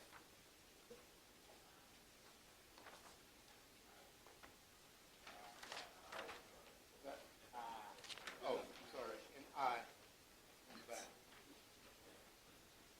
All right, we have a motion to adopt Second. A, C, D, E, F, and I in the consent Second. agenda. All those in favor, say aye. Aye. Any opposed? Consent agenda is adopted. How do we handle? Mr. Chairman, motion to adopt agenda item B with the exception of special exception 1213 and RZ 06-2018. Okay, we have a motion. We have a second. Second? A motion, a second. All those in favor say aye. Aye. Any opposed? Okay. That has been adopted. G. G. You want a G right now? You want to do it now or do it? Yeah, okay. We'll move to 8B, okay. Mr. Chairman, I request that we move G to 8B on the agenda. All right, a motion to move item G to 8B on the agenda. Need a second? Second. Motion and a second. All those in favor say aye. Aye. All opposed? Motion carries. And we have H. Yeah, Mr. Chairman, I'm not at all opposed to agenda item H. Just wanted to give you an opportunity to discuss it with the public.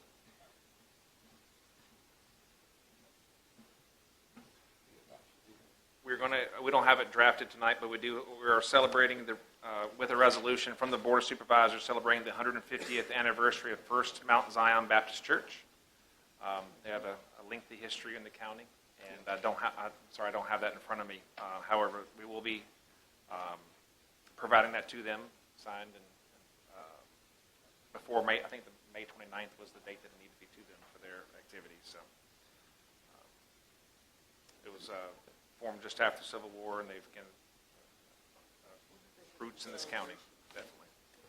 Mr. Chairman, with your comments, I make a motion that we approve the consent agenda item H. Second?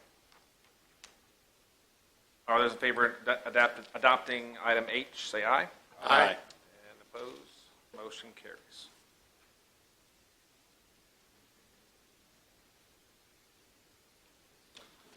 Okay, it is 7:30 right now. We're going to take about 10 minutes to decompress. We will be back here about 20 till 8. About 7:40, we'll start right back up with our public comment period. Okay, we'll go ahead and reconvene. And we'll start off with our public comment. Our public comment period is open to anybody, and you're free to talk to any topic that's not currently scheduled for public hearing, or any topic that is currently had a public hearing with no decision made yet, which would include the budget and the capital improvement plan for 2019-2020. You will be limited to 3 minutes. At the 3-minute mark, unfortunately, I will have to stop you and ask you to wrap up your comments. We ask that you say your name and your voting district if applicable. Please save any applause and don't expect any engagement questions back and forth with the board members during the comment period. With that, I will go ahead and open the public comment period. If you could make your way down, please come on down if you have a topic you would like to address at public comment.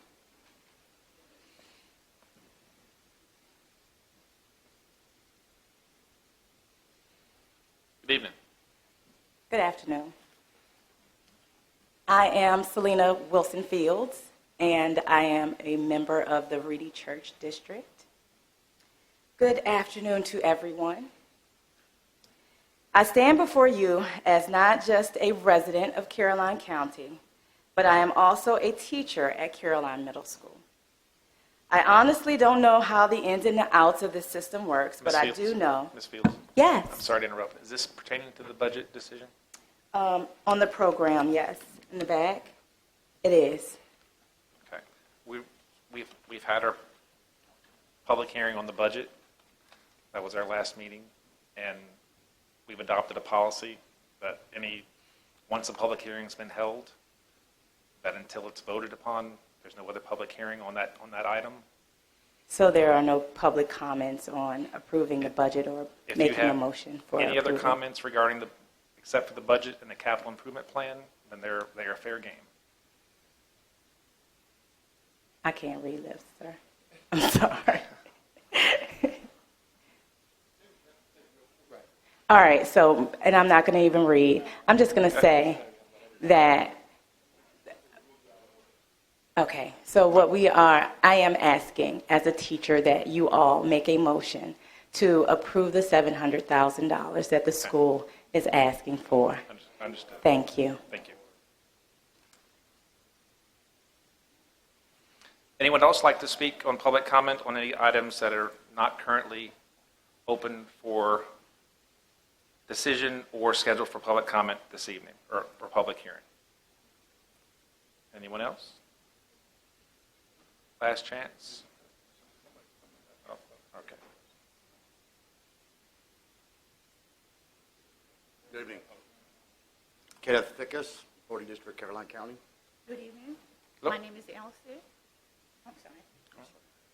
Good evening. My name is Elsie Garnett, and I'm speaking on behalf of transportation of Fred Transportation. Okay. They're actually up. The public hearing for Fred is next. Okay. Thank you. Thank you. All right, anyone else? All right, with that, we'll close our public hearing, our public comment period, and we'll move into our public hearings. The first item up is the proposed elimination of the Fredericksburg Transit Service Fred bus routes in Caroline County. Mr. Park. Good evening, Mr. Chairman, members of the board. The purpose of this public hearing tonight is to allow comments from the public regarding the proposed elimination of the Fred Transit bus routes in Caroline County. If the service is eliminated, the proposed last day would be June 20th, 2019. As you're aware, the county administrator's recommended budget for fiscal year 2020 proposes eliminating funding for Fred bus service due to low ridership and the need to utilize the funds for other purposes. The current year's budget includes $102,671 for Fred bus service, and Fred officials submitted a request for $136,493 in funding for FY20. Should the board wish to eliminate funding for Fred bus service when adopting the FY20 budget, I call your attention to the motion in the board packet. There's a way that you need to go about that due to federal funding involved that helps to offset the cost. With that, unless there are any questions, I'll turn it over to you for the public hearing, Mr. Chairman. Thank you, Mr. Parton. Is the Fred manager here? I don't know. Wendy Kimball, the director, the Fred director, is here and available for questions. All right, we'll open up public comments, the public hearing on the Fred funding. We're now open. If you would like to come up to speak on this topic, please come forward now.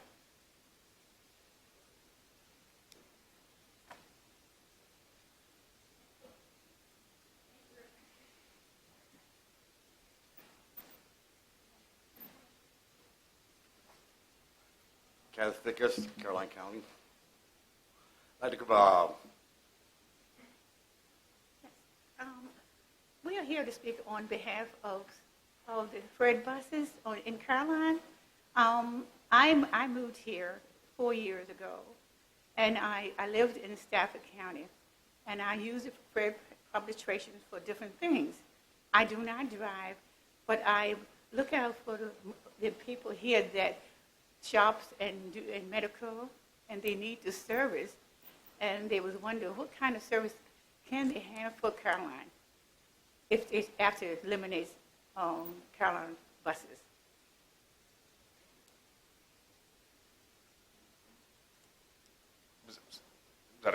We're not going to answer questions at this point. If you have comments, then we'll hear those comments, but it's not a question and answer at this point. Yes, my comments are, I've been writing for Fred almost for a year now. It's come to my way of being here tonight. I'm very pleased I have come here. There's other options with the YMCA. I'm going to be looking into that. I want to continue education with Germano. Having means of transportation, getting there for medical needs sometimes is difficult. Right now I'm reaching out to Fredericksburg for other opportunities in business and medical care that's unfortunately not available here in Caroline County. I like to think with the Fred bus bringing the opportunity of bringing other people into our county with special events like the Harvest Festival and our Christmas break, things that make us different from all other counties. That really brings the Mayberry feeling, I guess you'd say, here. And I'm very pleased to be a part of this committee for over 20 years now. community. Excuse me, I apologize. And once again, one thing I like to say, when Fred is running late from adverse conditions, I call Fred. Dispatch is always nice. Sometimes I can turn it around. They have a time of speaking slower than me. I understand them. They said the bus is going to be here in 20 minutes. The bus will be there in 20 minutes. I can't say enough. When people come on the bus that are disabled from speech impairments, mobile, disabled, anywhere your unfortunate disability may be, everything is taken care of in a very professional manner. I feel the bus is always clean. I can't say enough. If there's ever one or two minor problems that have been on the bus in the last year that I've witnessed, it's top brought to an end. Basically, play nice to get off the bus. And that's very important with our citizens. Thank you very much for hearing me. Thank you.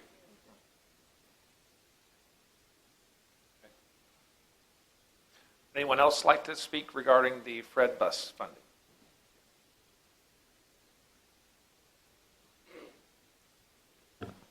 Good evening. Hi, my name is Peyton Lee. I come on behalf on the homeless community that I am a part of. Currently, there are thousands of people in Virginia homeless, and many of these folk are in the surrounding areas such as Caroline County, Fredericksburg City, Stafford County, and etc. There are many people who are unable to drive for many reasons, such as poor income, poor health, and more issues. I speak on my behalf because I've experienced homelessness for many months and even years on and off. I was thankful for having Caroline bus schedule in order to take me to a place where I can have a home and then back to an area where I can have my needs met. Without this bus schedule, there are many people who are basically unable to live because they can't get to where they need. And taking this away, it basically such short notice ruins people's lives. And to me, I've had many people who I've known this is the only way they can have their needs met because some people can't drive. Like for my instance, I have epilepsy and I cannot drive without being seizure free. And if I can't get to certain doctors with a bus, then I'm basically screwed. That's my life. And I've been thankful to have that bus schedule, as I said, because it's given me life. And without it, there are so many people who, to me, it's taking away so much needs that these people have and just saying, screw your needs. I don't know what else to say on that, but thank you. Thank you. Anyone else like to speak regarding the Fred transit funding? Anyone else? Hi, I'm just popping in really quickly. I came here from Fredericksburg. I live in Stafford, actually, but I volunteer with a program that feeds the homeless in Fredericksburg City. And many people from our program, as Peyton just said, do rely on the buses and have expressed to me how important the Fred bus is, including the route in Caroline County. And we do want people to continue to be able to make it to our food program and to the homeless shelters, which are, I've heard there are many, more shelters and resources for homeless people in downtown Fredericksburg than there are in the surrounding counties. So that ability to move when you don't necessarily have a car or money for gas or the ability to get there other than the bus is really important for people. Thank you. Ma'am, what's your name again? We didn't catch that. I'm Joanna Berger. All right, thank you. Anyone else like to speak regarding the Fred transit funding? Anyone else? Good evening. Yes, I am Sean Amanian. I also don't live in this county, but I do a lot of programs that help these individuals here. And I do want to say that people might say that you can rely on taxis or Ubers or Lyft and stuff like that, but that's still a lot more expensive than the bus system around here. And I would encourage that you do not eliminate this because it has vital services, as many people just said that they need and so forth. Thank you.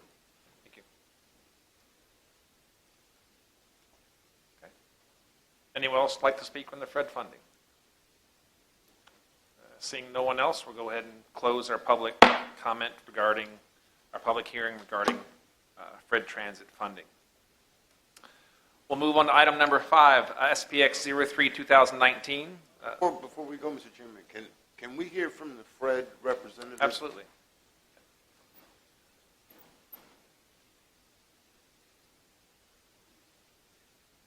Good evening. My name is Wendy Kimball. I'm the director of Fred Transit. Tonight's a difficult night for me. We've had a wonderful partnership with Caroline County since 2002. The board and the administration has worked with us as you faced budget challenges, and we appreciate that. We have so many amazing riders that need this service to get to medical, to get to appointments, to get into Fredericksburg, to get around town here, to get to work. So it's tough for us. You know, we see both sides. We see the need for the service, but having been an employee of Fredericksburg for 25 years, I understand the struggles that boards have when it comes to making decisions. I would love to see the service continue. That would be wonderful, even if it's in a limited capacity. We're happy to work with the board however they see fit. But again, this is difficult for me to come forward and speak because it is, you know, it's a tough night for us. Now you're the new director? I've been the director since 2014. Okay, so you were here last year when we talked about the schedule and things of that nature. You were here with the gentleman who was, I guess... Actually, I was on sabbatical, so my assistant director was here. Okay.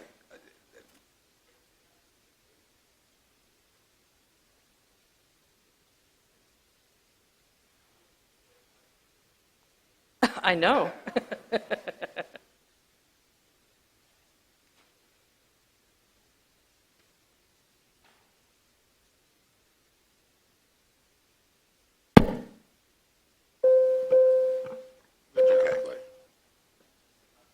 Unfortunately, the main plug for all the microphones is right next to his foot. Ah, I understand.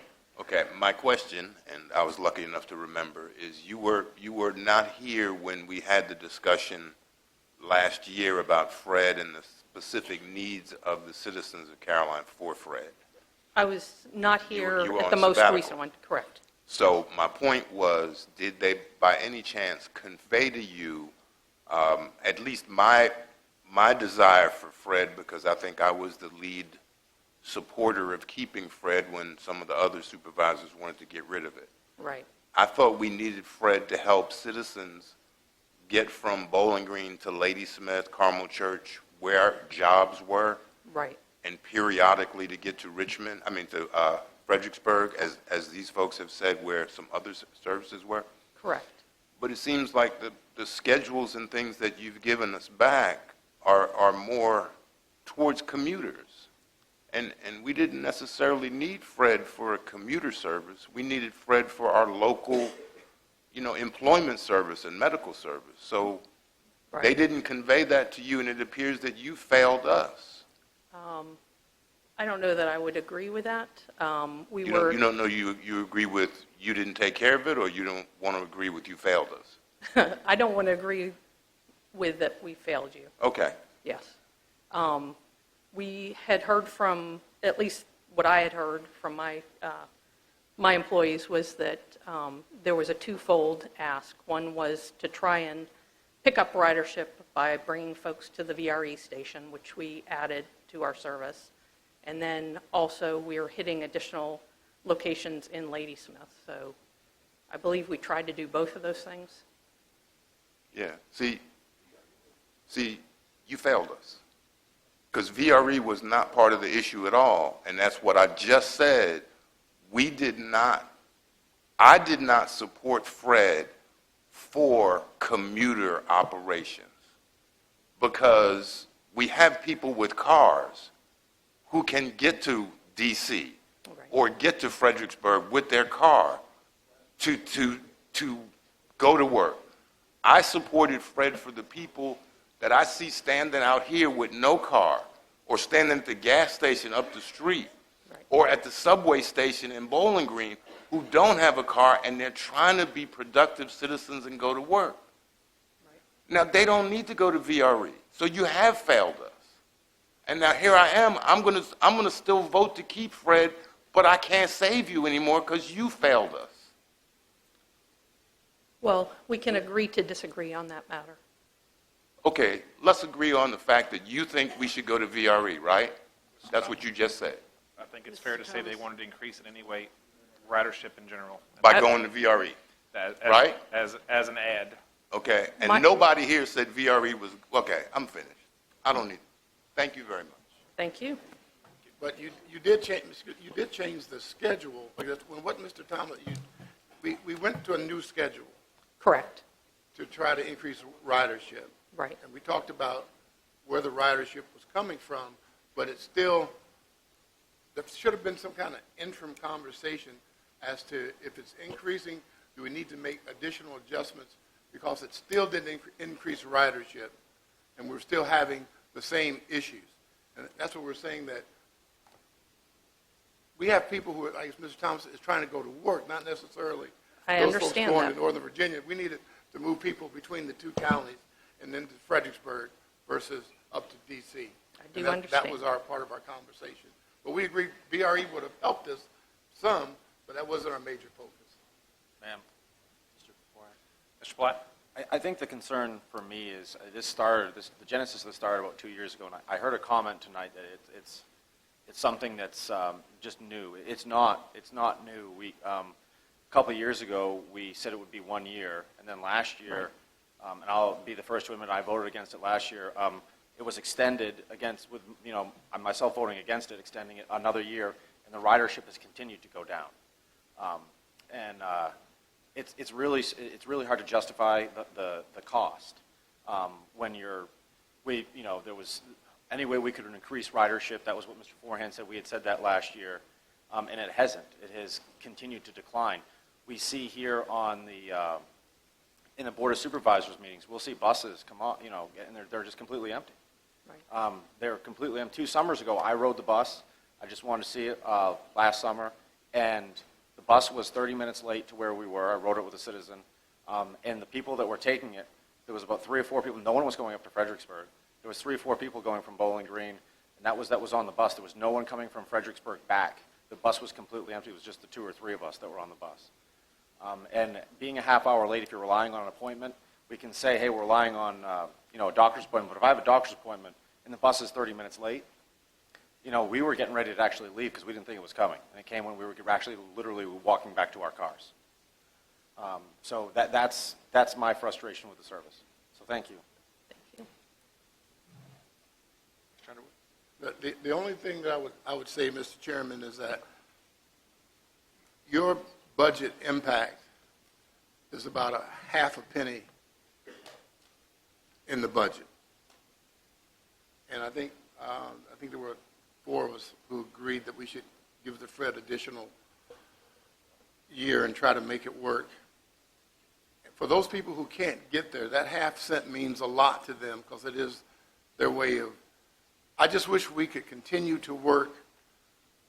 Again, the half penny is it's $100,000 a year is what 130 what they're asking, but we put 106 in the budget, which is about a half a penny. 1 penny is $250,000 to the tax revenue. So it has impact. We just like to have a greater impact for the citizens in the county because they're all paying for Fred. It has to have. We just want greater impact. So I'm still going to fuss with you. I'm still going to support you, but I just wish we could increase the ridership. That's the key. As do I. Thank you. Thank you. Mr. Chairman, Ms. Long? could I ask, how many riders do we have this year total? Do you have it there in front of you? I have FY18 numbers, which was 7,216, so 7,216.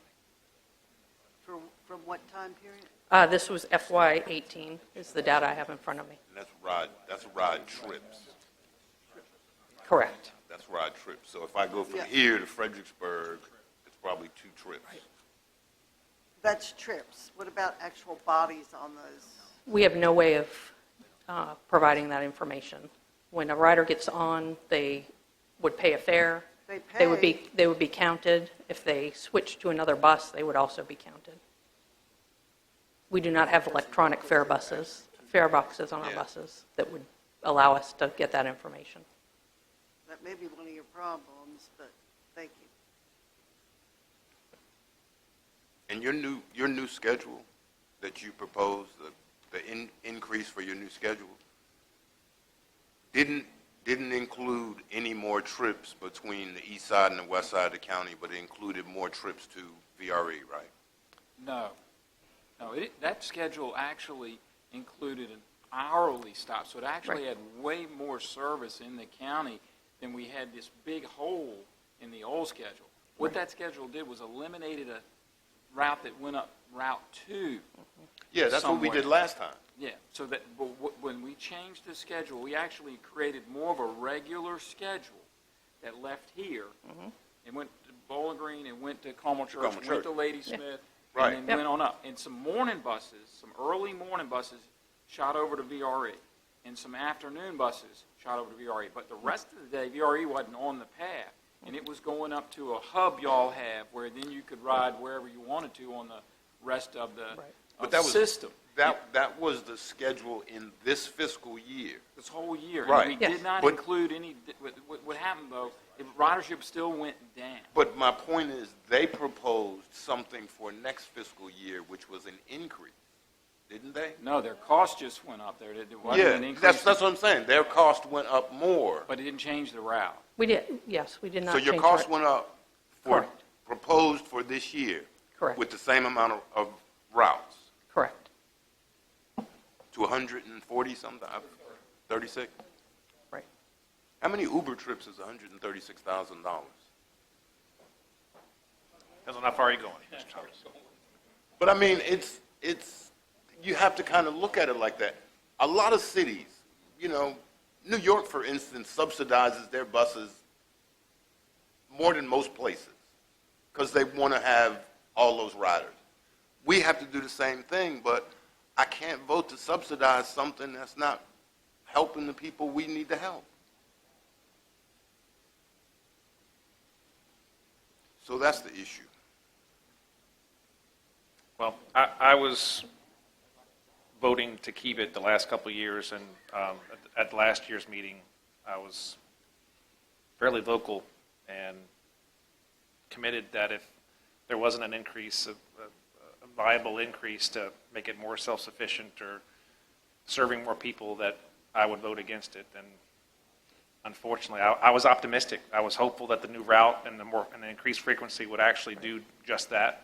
It's driving by more people than what it did. It just hasn't, and it's unfortunate. And I would say that nobody's more disappointed than we are. We made lots of effort to get out into the county. We sent flyers to everyone who lived in the county. I received those. With coupons to encourage ridership.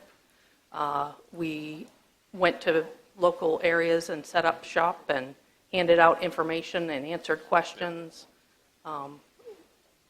I feel like we put what we could into it and really stepped up, and unfortunately the ridership didn't increase. Thank you very much. I do know that some of our departments do have gas cards. Some of the churches have drivers for people to help out. Other things that maybe we can research over the year and see if we can come up with something that is maybe more cost efficient and more effective. But this isn't working when you've got one or two people riding a bus every day and we're paying that kind of money. But if we could get volunteers or gas cards, or someone said Area for the Aging might be able to bring smaller buses, but we never heard anything back from you all on that as a way to cut prices, but using them as a subcontractor. So maybe we need to work on that this year and then re-look at this next year. okay. Thank you very much, ma'am. Thank you.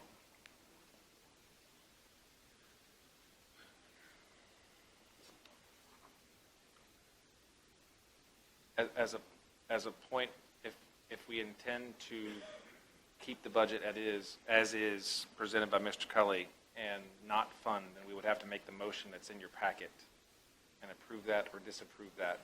And if we disapprove this motion, and we'd have to add that amount to the current budget that's not currently there. That's our decision to make right at this point when it needs to be done tonight, unfortunately. So. And the difficulty, I think, what we said before was the difficulty of restarting Fred once it's terminated is a lot harder than most of us imagine because there are federal funds involved. So once we actually leave Fred and say we no longer wish to participate in Fred, the odds on starting it up again are fairly slim. Is that right, Mr. Cully? I would think it would be difficult to restart, probably take a number of years to get back in the federal grant process if you wanted to get back in. Obviously, you would have to show the need and the ridership that what you were going to do.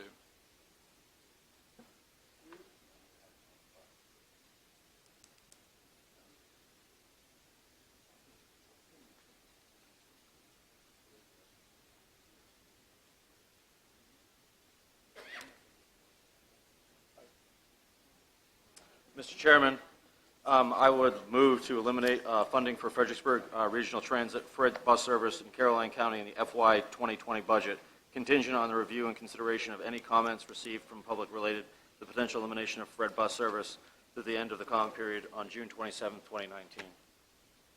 Second. Okay, we have a motion and a second. Any other discussion on the motion? With that, we'll go ahead and vote. Go ahead and do a roll call vote. Mr. Thomas, how do you vote? I vote nay, although I'm extremely disappointed in Fred's response. Mr. Black? I vote aye. Ms. Long? I vote aye. Mr. Underwood? I vote nay. And I vote aye. So the motion carries.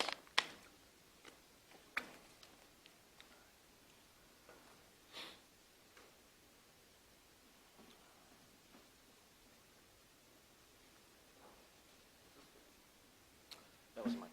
All right, on to item number 6, an ordinance to amend, SPX 03 2019 VSC Associates LLC. Mr. Sean Mills, owner applicant.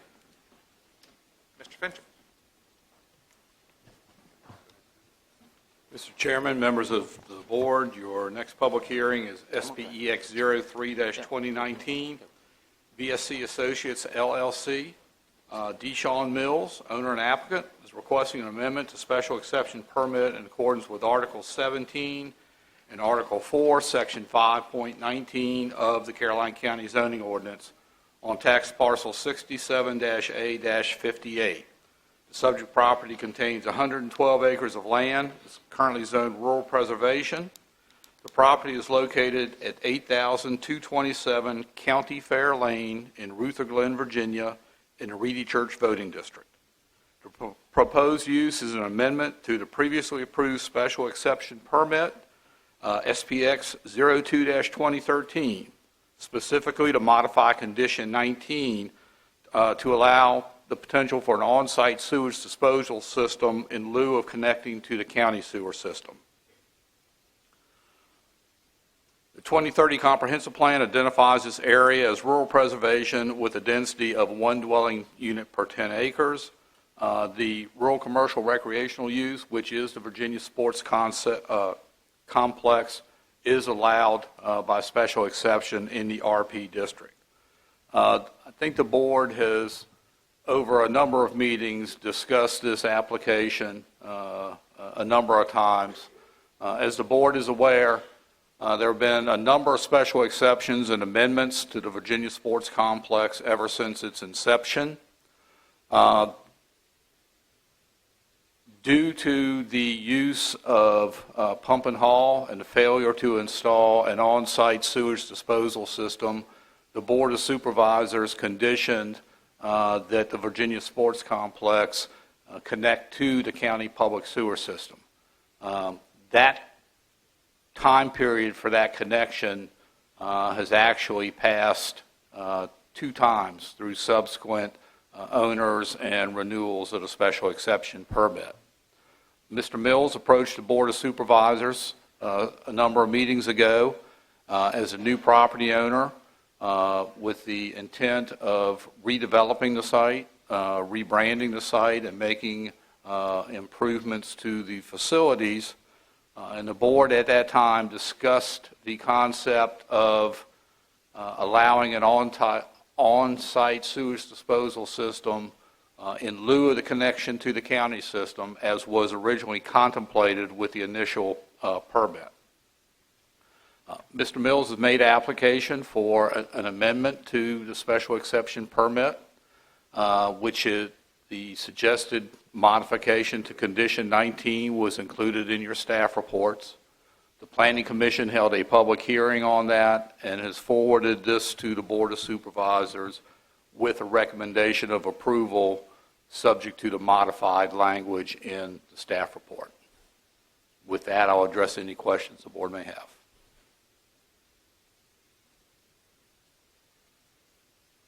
Mr. Underwood? So, Mr. Fincham, you looked at the site plan for the drain field, I guess, is what they're proposing?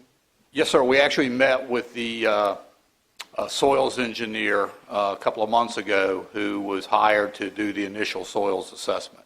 And you saw no issue with the drain field in terms of capacity and other issues with additional development later on, or any issues that could, no Chesapeake issues with water, none of those issues? No, sir.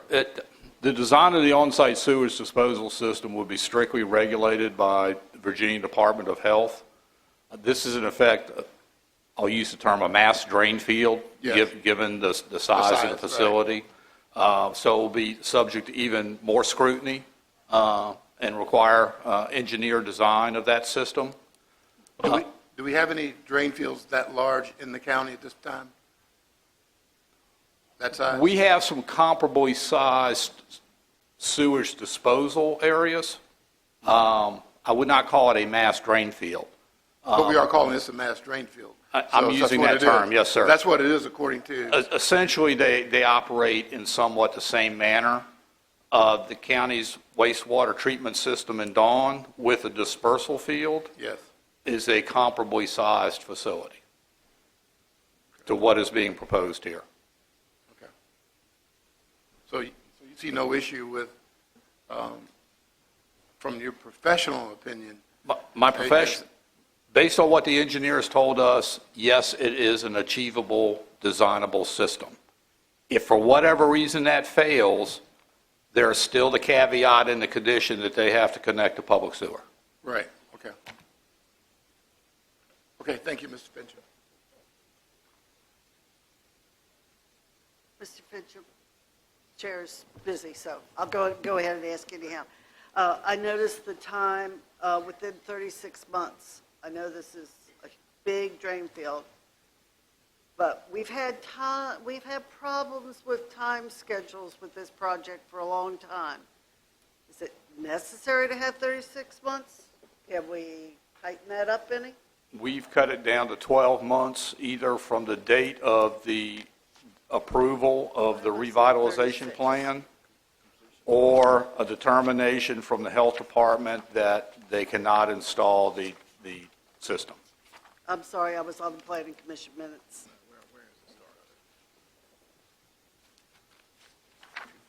Mr. Fincham, if they install this, there won't be any condition to connect to the county system. No, sir. Moving forward, unless there's a failure.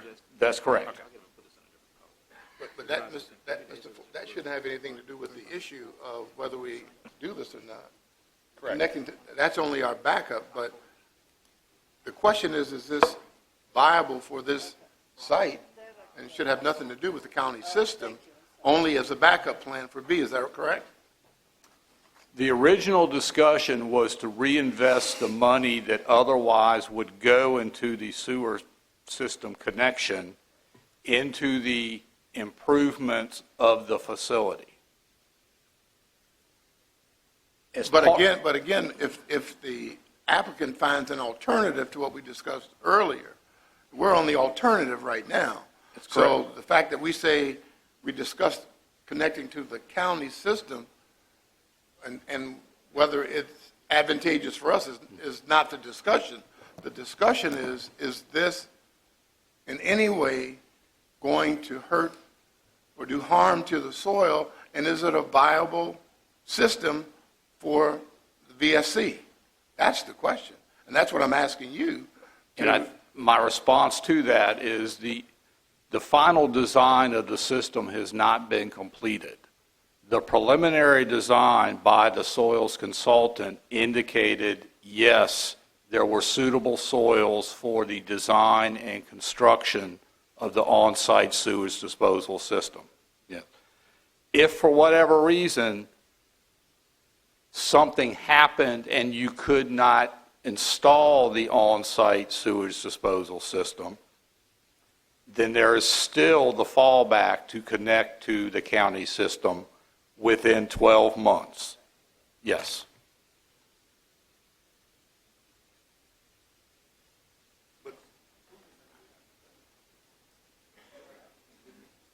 Well, that's not really the issue, but because the original issue, the deal was connect to the county system.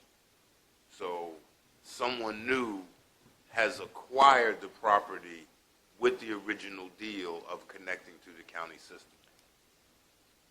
That was the original deal. Actually, the original was to allow them to install an on-site sewage disposal system. That was never done. You mean the original The original 2002 deal? Or Yes. Yeah. Right. Because that was not done, the board then conditioned Right. the connection to the public sewer system. Right. So my point of the new property owner making the purchase inherited the connect to the county system deal. Correct. Okay. Now, the other issue is from the new property owner, he has said that he would like to astroturf the fields to increase playability. Yes, sir. Right? So if he doesn't connect to the county system, uses that money for astroturfing the field, and then finds out that his on-site system won't work, where are we? But he's already spent the money he had to connect the system. But that's it. He still has to have an approved means of sewage disposal. Right, but that's my point. That would be an issue with the health department. Well, it's an issue with the health department now, because that's what he's got to do. But we can't make the astroturf part of the condition. No, we're not. We're just saying his reason, the new owner's reason for not connecting to the county system is because he wants to spend the money on other improvements. If we say that's fine, that's his business. Right. Or we can say, no, your deal was to connect to the county system, which is the subject of this. Once we let him off the hook of connecting to the county system, he's going to astroturf the field. He's going to get more playability. We should see more activity there, unless he has an issue with his on-site system. But he's not off the hook because condition B, should it fail, then he has to come back to the county system in order to be in compliance. He's on pump and haul right now. Yeah. The board can revoke the pump and haul permit. The point is, we don't want to revoke Correct. the pump and haul. We want him to be successful. We just need to understand all of the parameters of this deal. Mm-hmm. So once you astroturf the field, if he can't get the on-site system, he's back to pump and haul, or we revoke pump and haul, and he's going to have a big issue. So the system better work. That's the point. Mr. Thomas and Mr. Underwood, I'm done. the soils engineer, that's what they do for a living. They're an engineer, and Him? no, the soil engineer Yeah, that we had the report for, and he's given preliminary approval that yes, there's not only one site, there's actually two sites gotta be that has the alternative. proper soils to handle this type of system, and would have some sort of civil liability if that ended up being garbage, because this is a contingent purchase. It's not a done deal. We got to, if all this doesn't get worked out, my assumption is Mr. Mills walks away and the facility shuts down in a year or so. Mr. Mills isn't going anywhere. He knows it's going to work. Well, I'm optimistic that his plan will work, but we have to he has to have a plan for sewage, and this is, and I think he has a viable plan to do it personally, and he's hired an engineer whose job is to identify soils that this will work in, I'm all for which he has done. So I think we're borrowing some trouble in our hypotheticals, but it's nice to think about it, but I think it's already addressed in the conditions. If that does, for some reason, some act of God, they change the law, whatever. Oh, we have to hold the public hearing before we vote aye. Yep. Mr. Venture, we've litigated the whole thing now. I was just going to remind the board you do need to have your public hearing, and Mr. Mills is here to address any questions you may have. I don't think we have any more questions. All right, we'll open it up to public hearing. Anyone interested in speaking on SPX 03 2019 VSE Associates, Mr. Sean Mills, owner applicant, please come forward and we will open it now. And Mr. Mills, this is your opportunity if you'd like to if you have anything you'd like to say.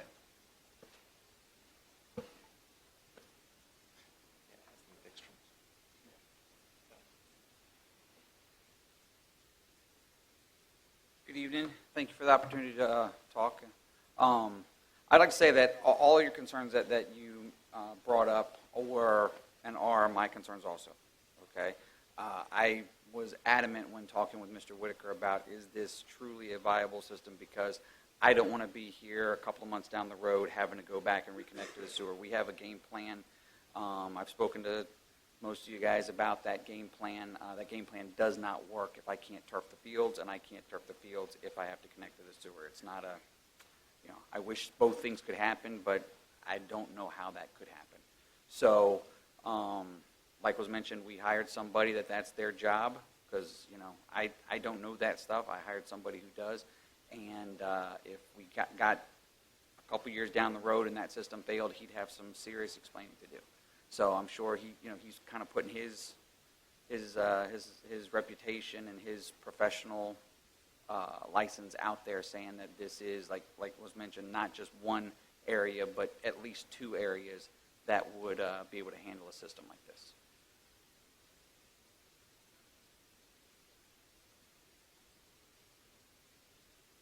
Thank you, Mr. Mills. We'll see if anybody else has any other comments before we ask any other questions of you. Anyone else like to speak on the public hearing on SPX 03 2019? Anyone else? Last call. And the public hearing on this item is now closed. Does the board have any other questions of the applicant or staff?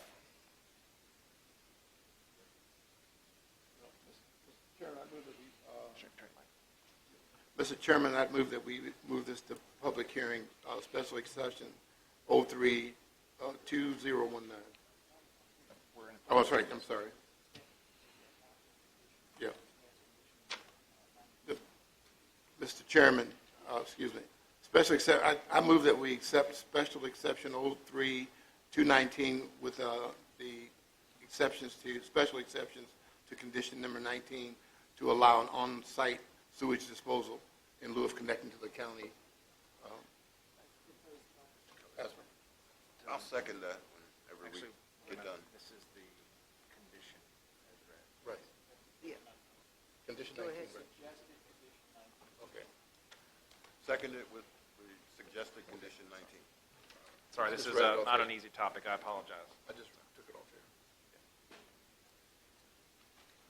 Do we need to reword So, that? Mr. Underwood, Mr. Suggested. Underwood has suggested, the condition suggested number 19 is that's what right. you're motioning for. Yes. That being so, I will second that. Okay. Oh, I'm sorry. We have a motion and a second. Any other discussion? So we got another double second? We're doing good? All those in favor of accepting the motion, say aye. Aye. Any opposed? Motion carries. Good luck to you, Mr. Mills. All right, number 6, an ordinance to amend the Code of Caroline County by amending Chapter 29, Building Construction, Alteration and Use, Article 2, Land Use Fees. This was the documentation that you... Mr. Chairman, members of the board, your last public hearing tonight is the proposed amendments to several fees in the Department of Planning and Community Development's fee schedule. As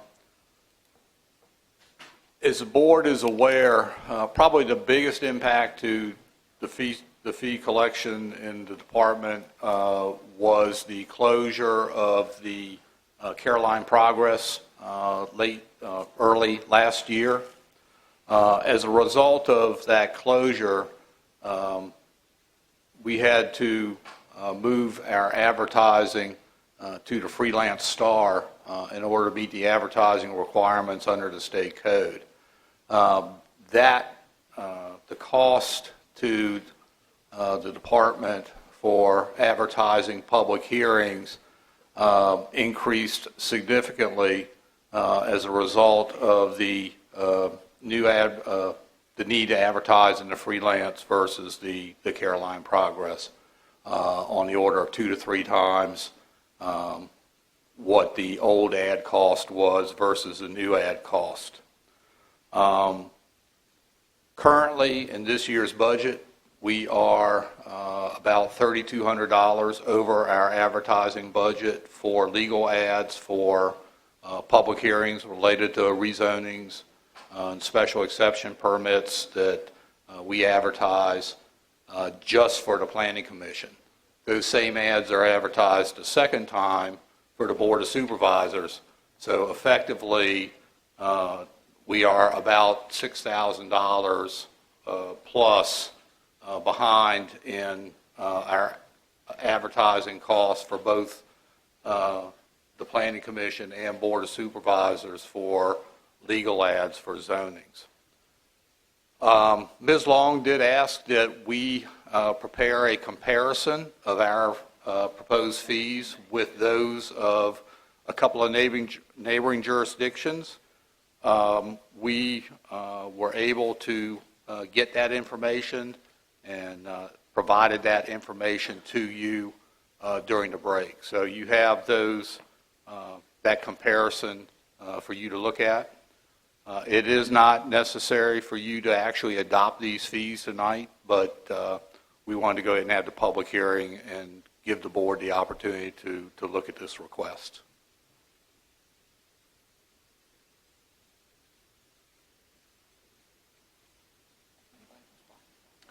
All right, we'll go ahead and go to our public hearing.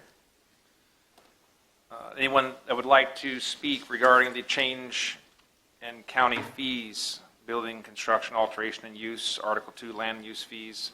We're opening our public hearing now. Please come forward.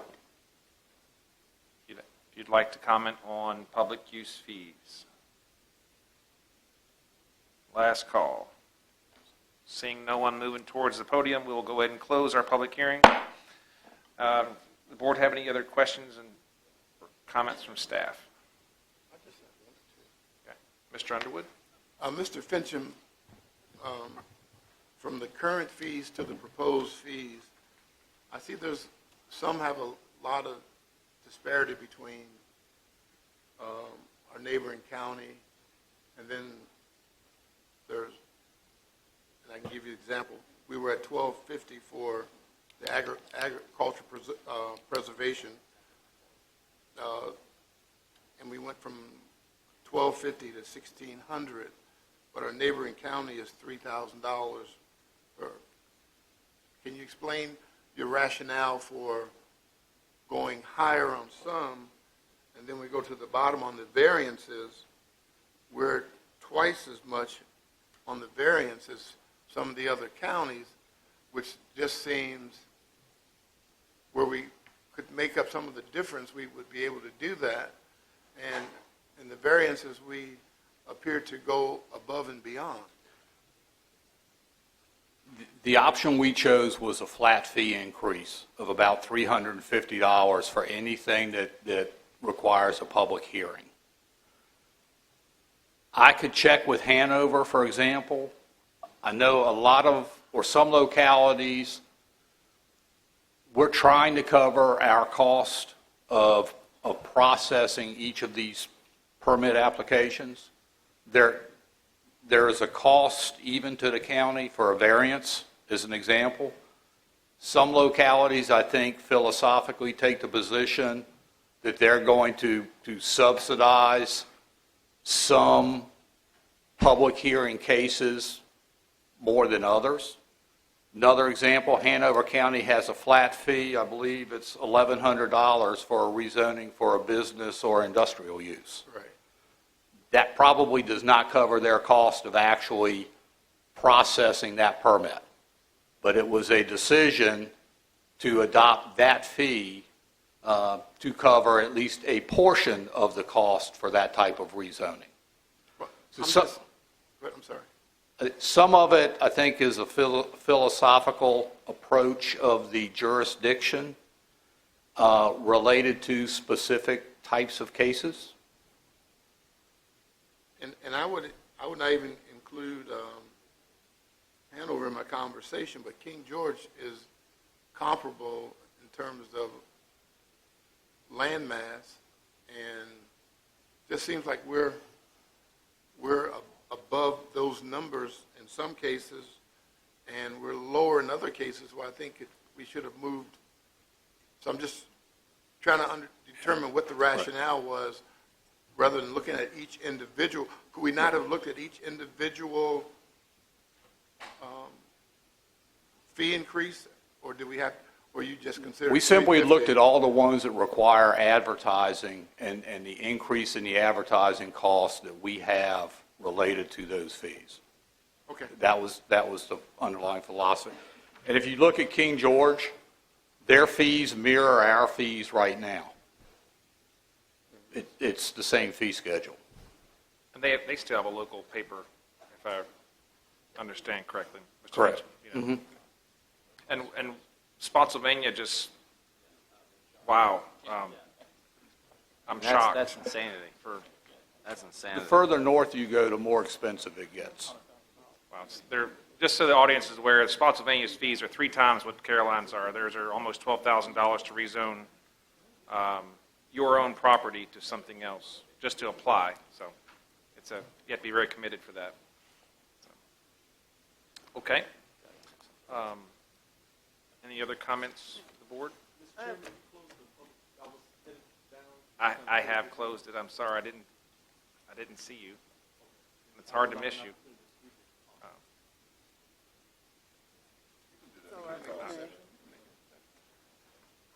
Any objections? I have no objection. I can hold my question. You know, it's very possible that the Virginia connection doesn't even fit within the parameters of what an official announcement could make. But, you know, I'll be honest with you, it's kind of frustrating because we try our best to serve you, to serve the school board. We try our best to be a positive local influence. And then we were never even called or even considered. And we talk about supporting our local business, and you have a local mom and pop business where there's not even a consideration. You know, I work with you all on a regular basis, and I cover your events many times with no charge. And, you know, there wasn't even a consideration or even someone working to say, hey, maybe you need to do this, this, and this so that you could be considered. And then with the size of our organization, we probably would charge you 1/4 of what the Freelance Star would charge you. And I just kind of, just in closing, I attended the Bowling Green Town Council, and the lady who owned the Mix House, she made a really relevant comment where it says sometimes we get almost a disdain for those things that we find familiar. So sometimes you can have someone trying their best to work with you, and because they're not but the only thing I'll share with you is at some point the Freelance Star was not the Freelance Star. At some point the Caroline Progress was not the Caroline Progress. And, you know, that's just a thought that you have an organization that's trying to fulfill that void, and then we don't even get consideration after we're the ones that are here covering your events. So just a thought. Thank you for entertaining that thought. Actually, it's fair comment, and I would be incorrectly speaking if I told you that I didn't think about the option in the future. There is a threshold for circulation that you are on your way to getting to, and the frequency I think he's meet because He's a daily paper now. He's- I mean, a weekly paper. He's a weekly paper, so the frequency is there. And this is a revenue stream for you in the future. But there's a threshold. I don't know what the threshold is. I don't know where you are, but there's a number there somewhere determined by somebody that we'll And investigate. I guess that's part of my concern is small business development. With the frequency of what I'm doing, then maybe, we could work together in order for that to happen instead of the money going outside I agree. of Caroline County. I So agree. thank you so much. Appreciate you. Mr. Emerson, does the state law requires a physical newspaper and not an electronic newspaper? Yes. He has that presence now. So, no, I'm just saying, that we have the ability to advertise in his electronic newspaper, but it would not satisfy the requirements. We could still nonetheless advertise in his electronic paper as we get the circulation numbers up on his side to satisfy the state requirements. Okay. Yeah, it's been an argument in the General Assembly every year for Yeah. a long, long time, and the newspaper lobby continues to win out, and so that the ads have to be placed in a print newspaper. Because they've got to pay for those Of presses. general circulation in the locality. Okay, but that's a case. Can you find out what the circulation number is? I'm not sure that there is a stated number, and that's part of the problem. There might be some in case law somewhere, in Mr. Forehand, some did you lawsuit. hear that? I'm not sure. I'm having a hard time making my speaker work. But. Yeah, something's wrong with the mics, but It the has county attorney just said he wasn't sure that there was a circulation number that we could put our hands on. It has to be a significant circulation in the county to meet, just to meet the general definition of the words. I don't think there is a stated number like, you have to have 10,000 recipients of the newspaper, or, that would be different for every locality. Okay. Well, we'll research it on our Yeah, side. absolutely. I was talking to Mr. Kelly, and I agree. I think everybody will. If we can do it cheaper and support his growth, we're all for it. So that's our commitment to you. We'll find that out.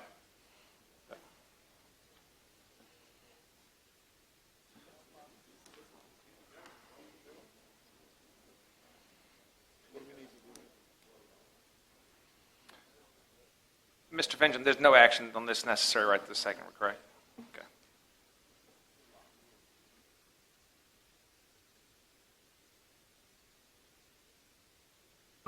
All right, item number 7, proposed approval to adopt a highway memorandum of understanding with the VDOT.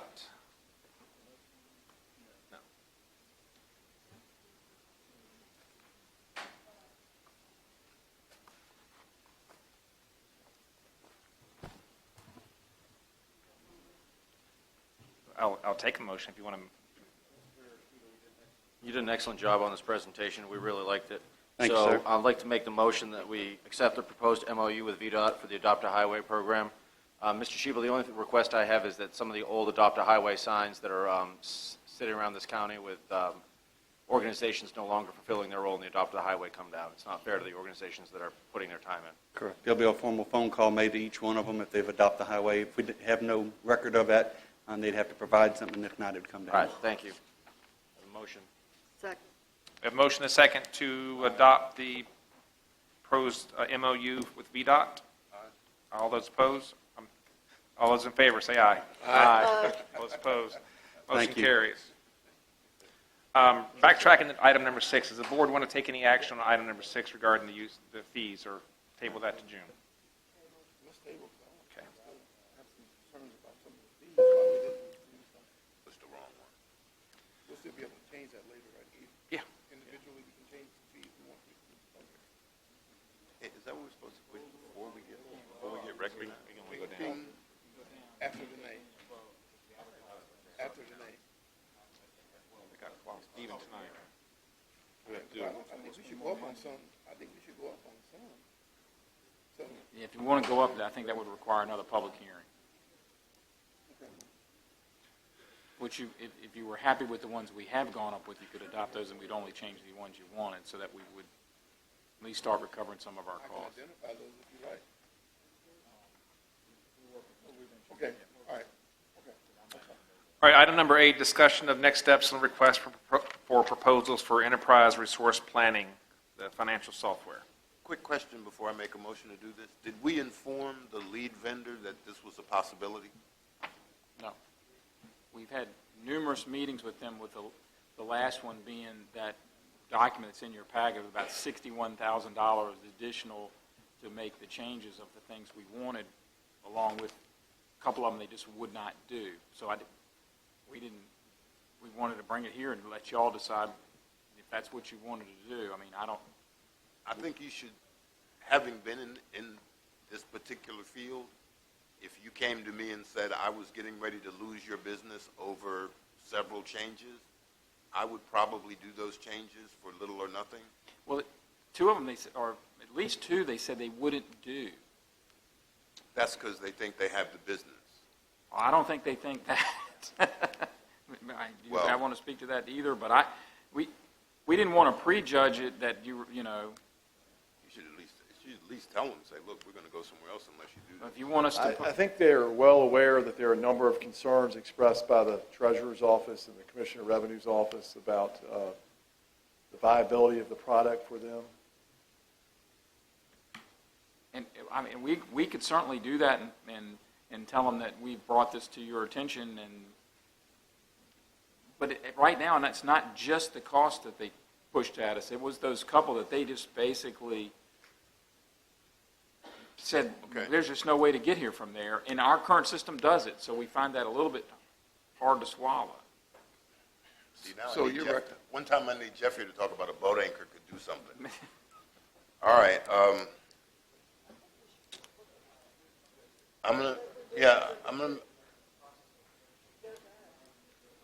We're going to make a motion that that we give staff the authority to continue negotiation with the next available vendor.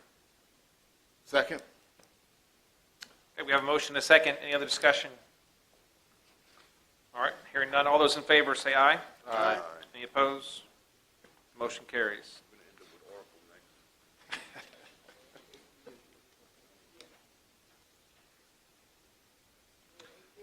We're at 8B from our consent agenda. We have the approval of the design, wording, cost of bricks for emergency medical services law enforcement memorial.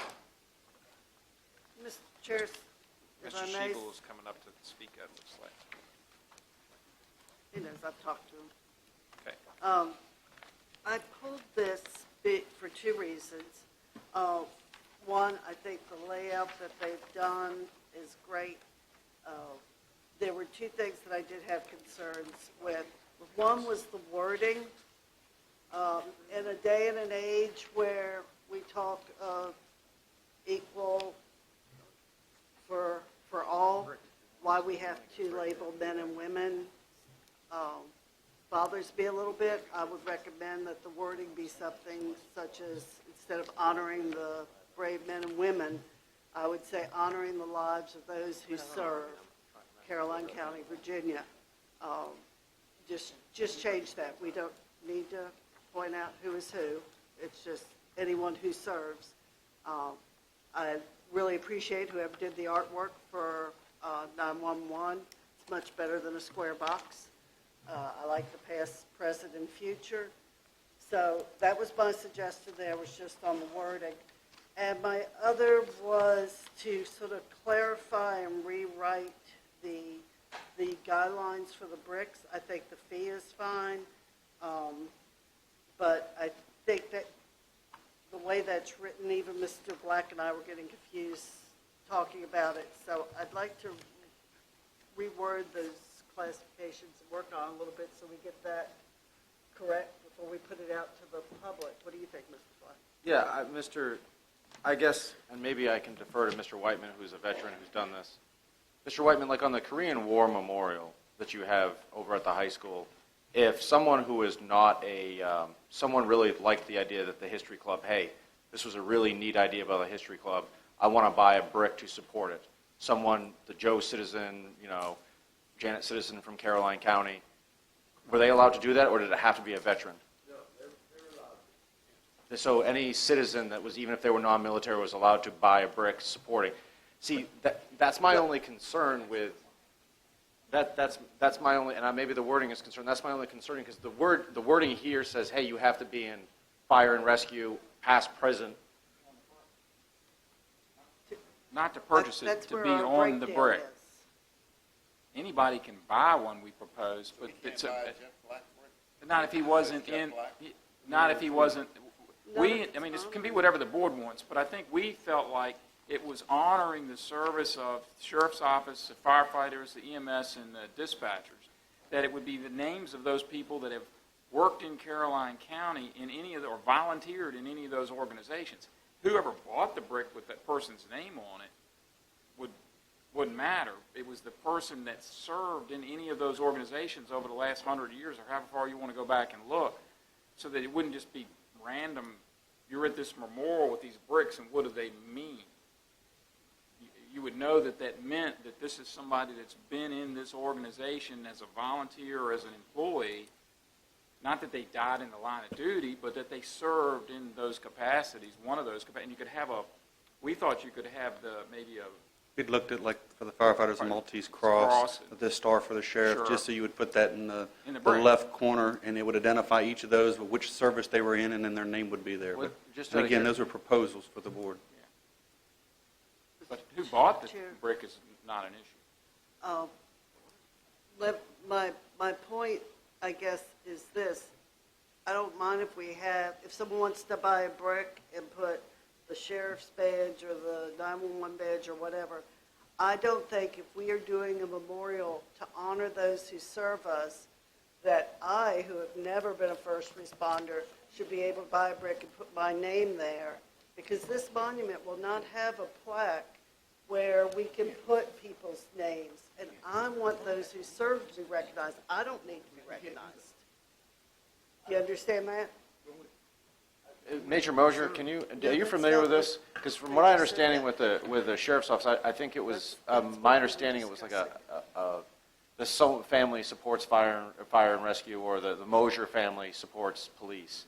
That was my understanding of it. Was it correct? It was my understanding it was the individuals that actually served in service for any of those organizations that would be the names on the brick.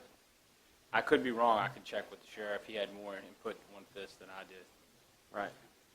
What if the Forehand family wanted to put, blessed our local heroes, something like that? I'm just Nothing wrong. Yeah, I know what you're saying. Yeah. If you're going to put a name on it, we envisioned it would be a name of somebody that's been a volunteer or been an employee in one of those organizations, along with some symbol, so you kind of knew what organization, because somebody 10 years or 15 years walks down, looks through it, you'd want them to kind of know, hey, they were in the sheriff's office, or they were a firefighter, or they were a dispatcher, or they were in EMS. And I guess you had random bricks throughout that just said something of support. That would be okay, but I would think if it was a name, and it's a memorial garden type area for those folks, that those names ought to be people that have been in that. That's what we were proposing. And if someone wanted to buy a brick that didn't know a name, they could just put some of the symbols on there. There wouldn't have to be a name, but Right. you wouldn't put your own name, or a store wouldn't come in and buy a brick and put their name on it. It has to be, and that's why I just think this needs to be reworded a little bit. And if we all have the understanding, certainly I don't mind approving, but it needs to be made clear, because we were confused talking to one another this afternoon. And my confusion is, like I said to Mr. Whiteman, he said over there that anyone on the Korean War Memorial can buy the brick over there on the 30th parallel. So it's like it's open to the citizens, and that's fine.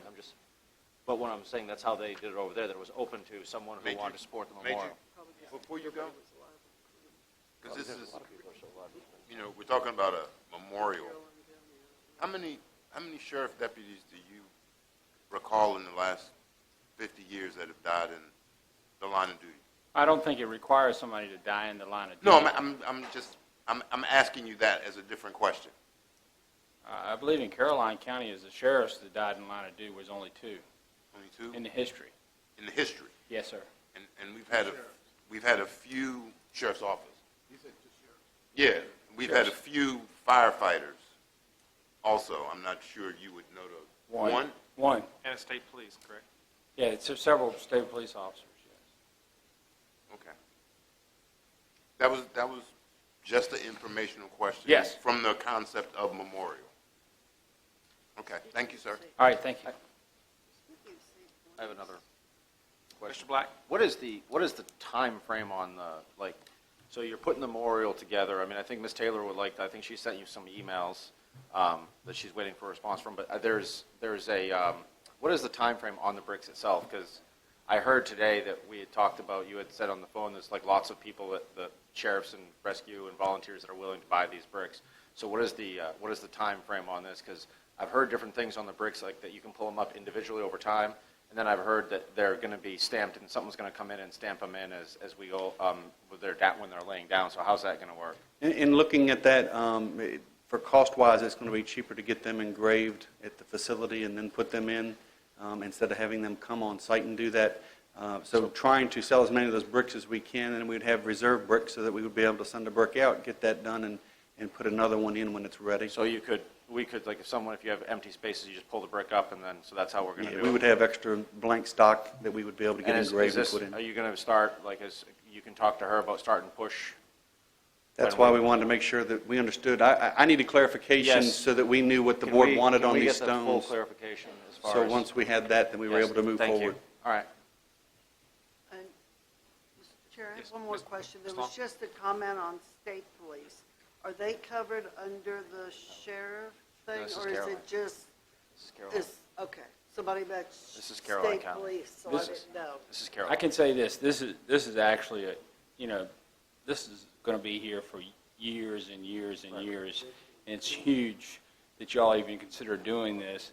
It's so important to us in law enforcement, fire and rescue, and dispatch that I actually called the sheriff, and he's on his way up there. Just any clarification you may need, I think it's that important that he's here to be Okay. present during this. Okay. So he should be here shortly. All right, thank you. We'll just table.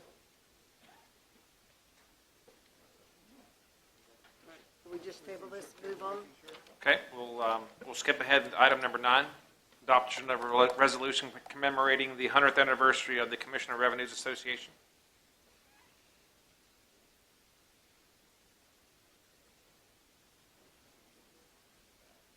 Mr. Chair, I would move that that I would motion to approve the resolution and the funding requested by the Commissioner for the 100th anniversary of the Commissioner of Revenue's office. Okay, we have a motion. Do we have a second? Second, Mr. Chairman. All right, motion and a second. All those in favor say aye. Aye. Any opposed? Motion carries. That's the resolution as well as the $500? Okay. All right, just making sure. There's one more issue there regarding the possibility of lodging for the former commissioner to attend. I don't know where Mark, correct? Yes, Mr. Chair, I would include the $150 requested to house the former Commissioner of Revenue who will be recognized at the conference, And along I'll- with the $500. And I'll amend my second to include. Okay, we've adjusted to make that the resolution and up to $650. We have a motion and a second. All those in favor, say aye. Aye. Okay, motion recarries.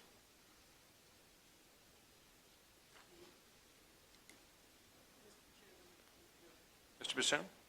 Yes.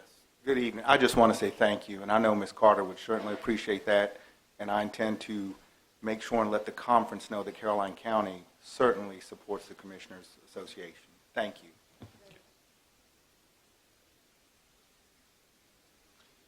All right, item number 10, adoption of the fiscal year 2019-2020 budget. Mr. Kelly.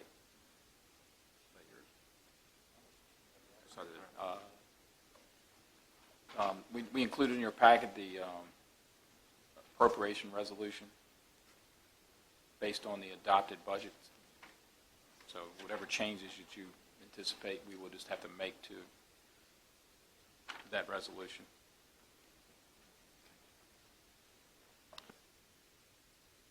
Do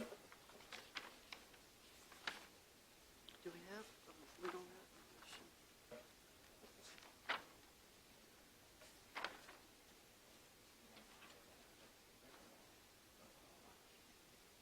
Ms.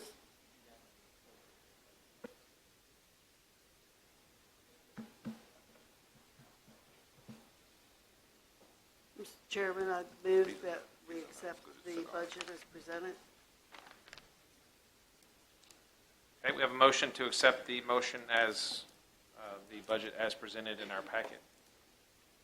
We have a second? I'll second to move us into discussion, Mr. Chairman. Okay, we have a motion and a second, and we'll open up any discussion. Discussion, Mr. Chairman? Yes, sir. There has been a little bit of discussion among board members individually about how we actually address the final number for the schools. I thought we would do it as part of this process, and some have thought that we would do it as part of an alternative or after process. So how does the chair expect us to handle this, if I may ask? I think at least my thoughts were that we adopt this and then we make any additional allocations as one-time funds after this. Mr. Chair, I appreciate what you're saying, but I think we owe it to the public so that they hear what we say. There is some discussion about the budget, and I don't want them to walk away without hearing our discussion about the budget or and what we have in terms of our discussion of whether we're going to try to move toward additional funding for the school, because and we all know that it was an issue with the insurance that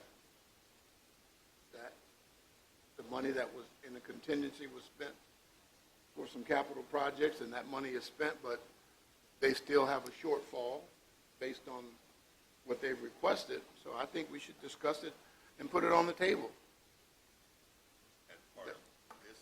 as part of this process. Because if it's one-time money that we give them, whenever we give it to them, it's still going to come back as part of your budget next year, Mr. Culley. Mr. Culley, unless we don't fund it again next year. It'll come back as part of the school's requested budget. Right. But it's not. Well, you know it's not going to go down. Yeah, it's not going to necessarily come back as part of mine because Right. I will still recognize it as one-time money. Right, but it's part of their budget, which means that it's going to come back. Their costs are not going to go down. The insurance is going up every year, so I think we need to have a discussion about what we're going to try to do. Have a discussion. If we determine that that's not enough, then we have an additional discussion. But I think it's important that they hear what we have to say about what we're doing, because it is going to impact the budget next year and the tax rate as well. So I don't think we can't kick the can down the road. Okay, we're in discussion mode at this point, so if do we need a motion to do it in one step or two steps? No, we're still in discussion. We just There's a- discuss, there's a and I motion. guess all discussion related to the actual funding of the schools is related to this budget proposal, so it's theoretically, I guess, germane or in order. So having said that, there are a couple of things that we all need to consider and make sure all of us understand. Based on Mr. Culley's proposed budget and the additional funds from the state, if there were not an insurance increase, we would be fully funding the school's budget this year. Close to where they are now. The revised budget. Yeah, the revised The budget revised minus budget. about the 70-some Okay. thousand for the testing coordinator. Okay. And that's one point. The other point is the insurance went up close to $1 million last year, right? Is that right? You got the numbers in front of you. Okay, it was, okay. Yeah. The other point is that the schools had money when they switched to self-insured. And that money they used for capital projects for the high school renovation in Madison. Okay, when you factor all that in, and we don't even think, what would we have done if we said, instead of $25 million, the project cost $26 million? I would like to think we would have said, okay, we'll go get you another $1 million, which means they would not have spent the money they spent on capital projects. So in my understanding of all of those, even though we have a history of not giving them more money for other projects, I would think that they are in some case, need some extra funding to be made whole, or as close to made whole as we can do it. The fact that their insurance went up, I still say is part of an issue that goes back to when you try to, rebid it. I thought I asked specifically to rebid last year, and you rebid it in April of this year. Whether it would have come back as the same is another story, we don't know. But there's some way we should help to make them a little bit whole. Some way they have to take some responsibility for not rebidding.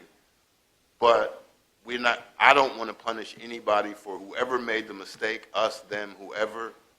We're all in this together, so let's try to get as close to a better number that we can.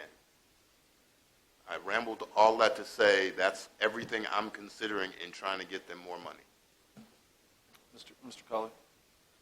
The 200, there was last year, there was a pot of money around between reversion money and the Anthem money. There was roughly a couple $1 million, or a couple of years ago there was. And then a lot of that money was spent on furniture because when they did the renovations to Madison and the high school, they didn't plan for, hey, we need to, or whatever, they needed money to furnish buildings. There was about $600,000 left last year, is that correct? A little bit less than that. So it was 300 that we appropriated.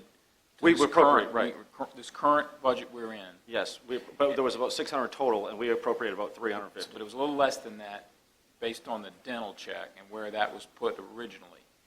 But it's 218,000 that I've recommended is the remaining of that fund. So is that one-time money? That is one-time money that I've So also. that is one-time money. And one-time money, it's all of it that So would then we empty can the appropriate entity. one-time money. And you could appropriate that as well over top of what I have. But even with that, there's $700 and some $700 short, even with the 218 that I have So recommended. that's why I wanted to.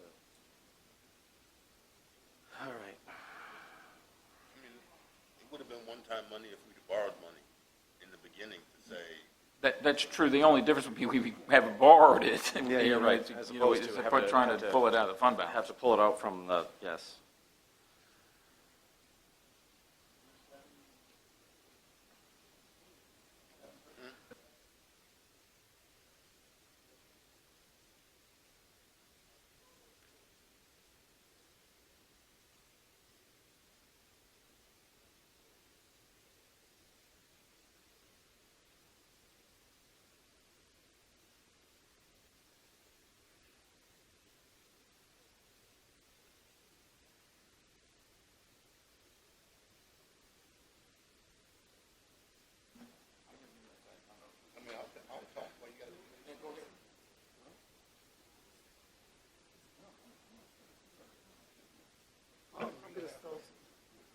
Mr. Chairman?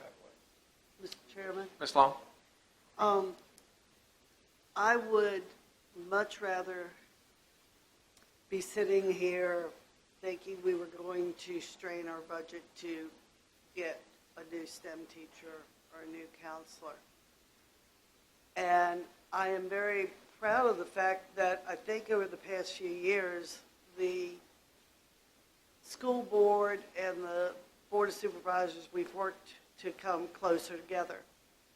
But as a relatively new supervisor, I still remember the day we had a work session and we were talking about the insurance money. And I said, how can you spend this money? This was put in by the teachers for insurance. And I was told, it's our money.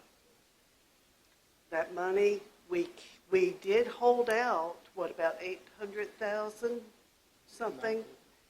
And we're given a really hard time about that. But we said you've got to hold something out because you don't know what the insurance is going to do. And we tried to help. The rest of it went to doing things that were needed to be done in capital improvements. I still feel like the decision was wrong, but we are all elected officials and we do the best we can, and sometimes we don't make the best decisions. I really wish we could be giving you more money for teachers, but we can't dig you out of this insurance problem.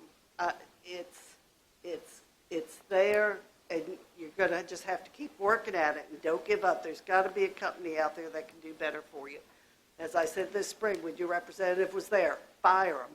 You know, and so I'm so glad you've rebid it, and I hope you do better next year, and we're going to try to help some, but the communication has to stay open, and when we make a comment, you can't take it as an offense. If we say we don't think your figures are adding up, we got to try not to be defensive, and we've got to work together over the next few years to try to get this budget back under control and to be able to put money into our classrooms instead of paying it off to an insurance company, because that's where my heart is, and that's what I want to see done.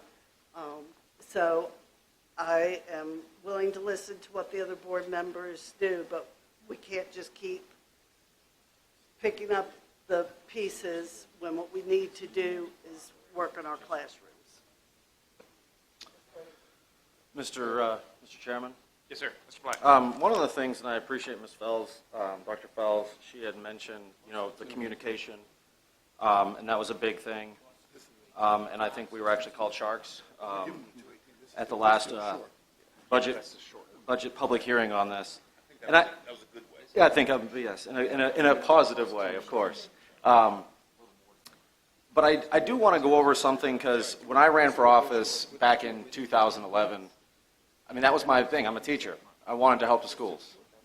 And whatever happens this election cycle, I think I can walk away from it saying like I had. And I just want to give some numbers out there, because I think there needs to be some clarification. We have given, in the last 4 years, $1.9 million just in operating to the schools. In the last 7 years, $3.1 million just in operation to the schools. When I first came in, we voted on $10.5 million to renovate Bowling Green Elementary. The voters put forth, and by 80%, $25 million for Caroline High School and Madison Elementary. We have pumped in $6.2 million for a brand new radio system, which the biggest user is the schools. Last year, we approved a total of, 3 or 4 school resource officers, so that every school in our division has a school resource officer, which is a cost of $190,000. The per pupil spending, in comparison from all these localities, the highest local dollar amount since 2011, fiscal 11, 2012, the highest local dollar amount of Spotsylvania, Stafford, King George, Caroline, and Fredericksburg has been Caroline County, with a number of $853. So it is the highest. When I came in to office, one of the things that we heard, and it was embarrassing, and I agree with the school board, it was embarrassing, was there's a certain requirement that the county has to give towards the schools. And then you see this statistic, and all these statistics came from DOE website. All of these were verified by Mr. Parton, Mr. Allen, Mr. Parton, and Mr. Culley. So that way I'm not putting numbers out there, and I put these out there at the constituent meeting. In the 2011-2012 budget year, Caroline County was only 28.5% above required local effort. The next closest locality to us was Fredericksburg at 52.64. We are currently at 70.8% above required local effort. And it actually may have gone up from that because that was the budget this year. We are doing, and we continue to try to do the best for the schools. I promise you that. And so I don't know what this number is going to be, but I just wanted to throw those out there to you so the teachers and the staff can understand, like, I think we are committed to the pay raises. And the insurance is a very, very unfortunate situation. So those are my comments, Mr. Chairman. Mr. Chairman. Ms. Long? Mr. Black, thank you for your comments, and I appreciate you bringing that up. I just want to, again, let everyone know that we are trying our best, but we do not decide where the money goes or how it is spent. You need to, that is up to your elected officials, your school board, to decide how that money is best used and spent. And I want to believe with all my heart that they are going to try their best to spend it wisely and to take as best care as they can of our students and our teachers. Mr. Underwood. My comment is, agreed, the insurance is one of the major factors when they moved. But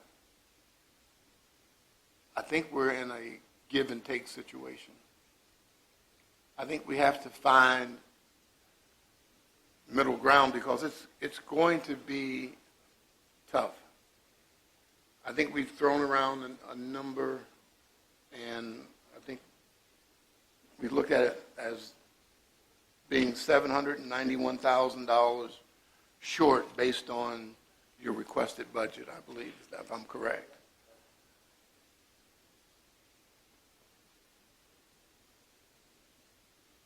We've thrown around there. I would like to see us try to move to the middle, meet in the middle. I would like to see us put an additional $350,000 in their budget, and hopefully they can begin to try to look at numbers and try to move. I would like to see us give an additional $350,000. So based on the motion, if you call for the motion, I'm going to vote on the budget, but that caveat would be that we give the schools additional $350,000 to try to alleviate some of the pain. Mr. Chairman? I think I'd like to see us fund it because it's going to come back. No. Mr. Thomas? No. Mr. Thomas? No. Doesn't have to be one-time. Doesn't have to be one-time money. I was just going to say, to make the math easy and really do this, I would second Mr. Underwood's motion, but his position. But I would motion that we, or call the question and go ahead and approve the budget as is, and we follow that up with an additional motion made by Mr. Underwood or whoever wants to for the additional $350,000 that we're going to make as an additional appropriation to the schools. So I would call the question, Mr. Chairman, if that's okay. I would like a moment to comment while we're discussing it. That would suit everybody. Just for the audience to know what the numbers, 791,568 short. That includes, that's just looking for three things. But what's the total number provided? I don't have it all added up. That includes $562,000 of new money, basically a little over $500,000 from the county for operations. That includes $218,000 of Anthem money. It includes $523,000, $750 from the state. So we're adding about 1.3 to the budget. Of course, the Anthem money is for specific to insurance funding. So, yeah. And with all that, there's still $791,000 short. So it's a substantial number. Yes, sir, Mr. Underwood. And I just want we lost basically 70, Dr. Calvert, 50 to 70 kids. How many? 57 kids in the ADM?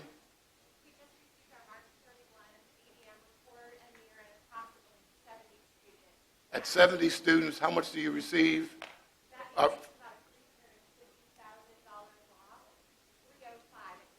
Right. Fiscal, right. Okay. So,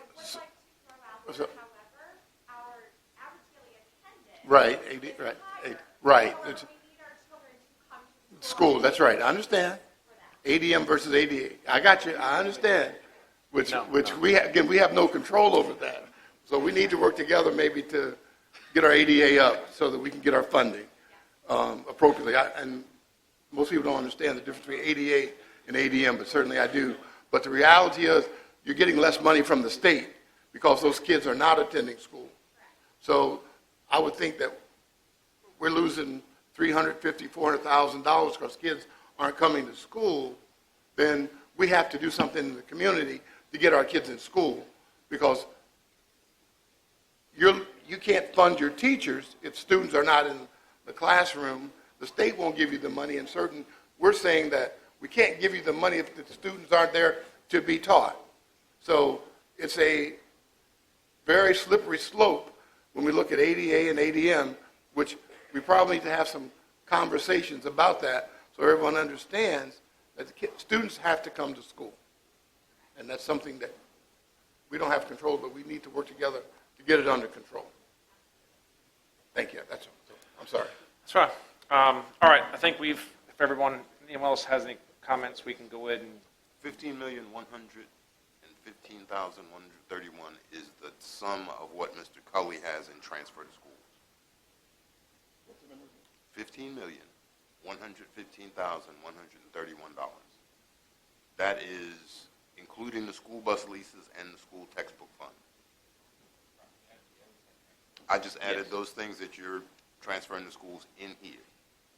So it's 15,115,000. That counts the 218 for Mantham. That counts whatever he has in here, which was already in. Just here. Doesn't count. Okay. So the Anthem money is not included in here. So I have to add another 200,000, 218,000.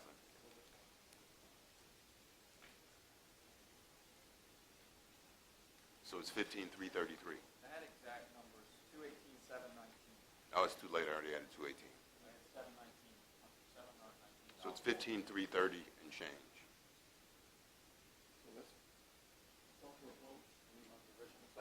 We're calling. He wanted to make a comment, and I called the question for the original vote. We're going to vote on the original motion. We're ready to deal with our motion in a second, which was, the motion was to adopt the budget as presented.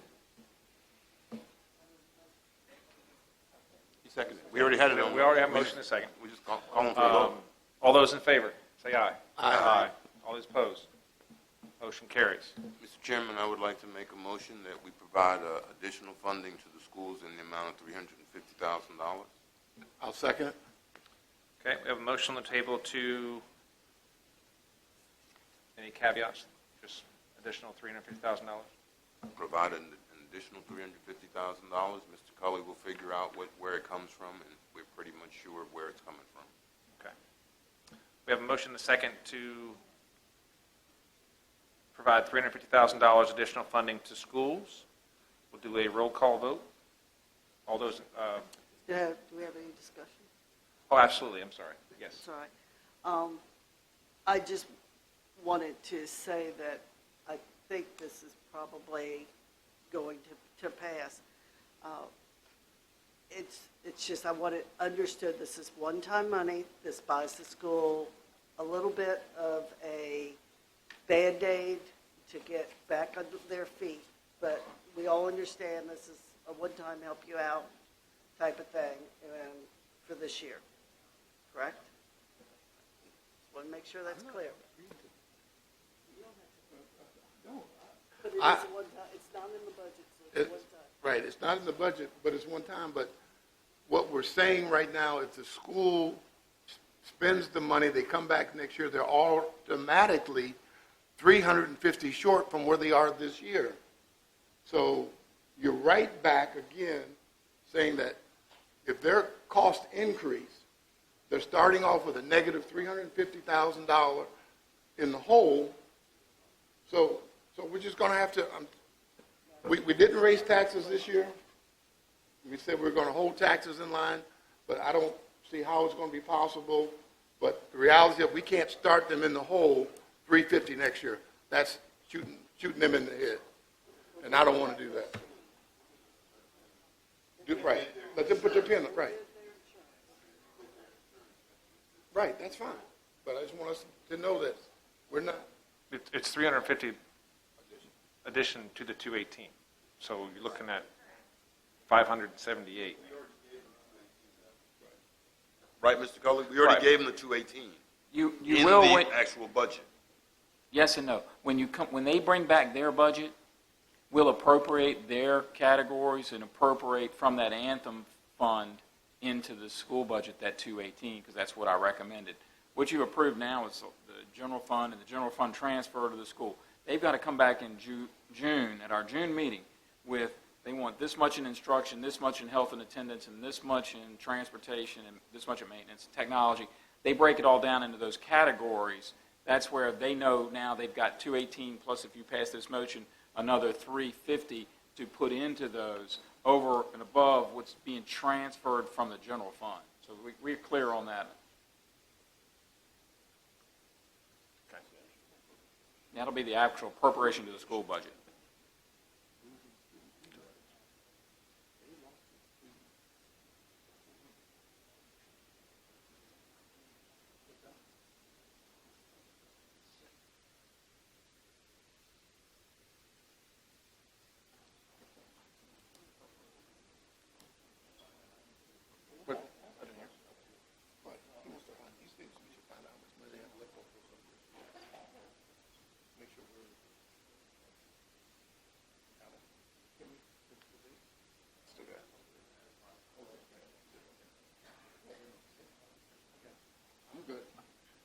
Okay, we have a motion on the floor to provide $350,000 one-time funds to the schools,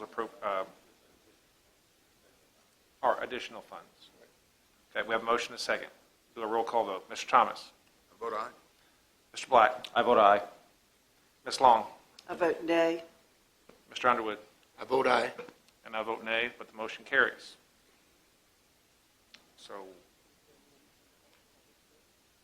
that puts that to a close. Item number 11.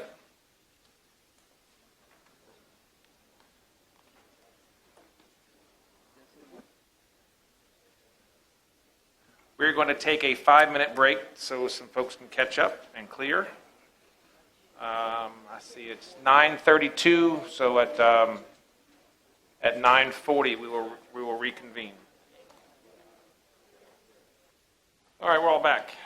Let's go ahead and move to item number 11, our adoption of fiscal year 2020-2024 capital improvements program.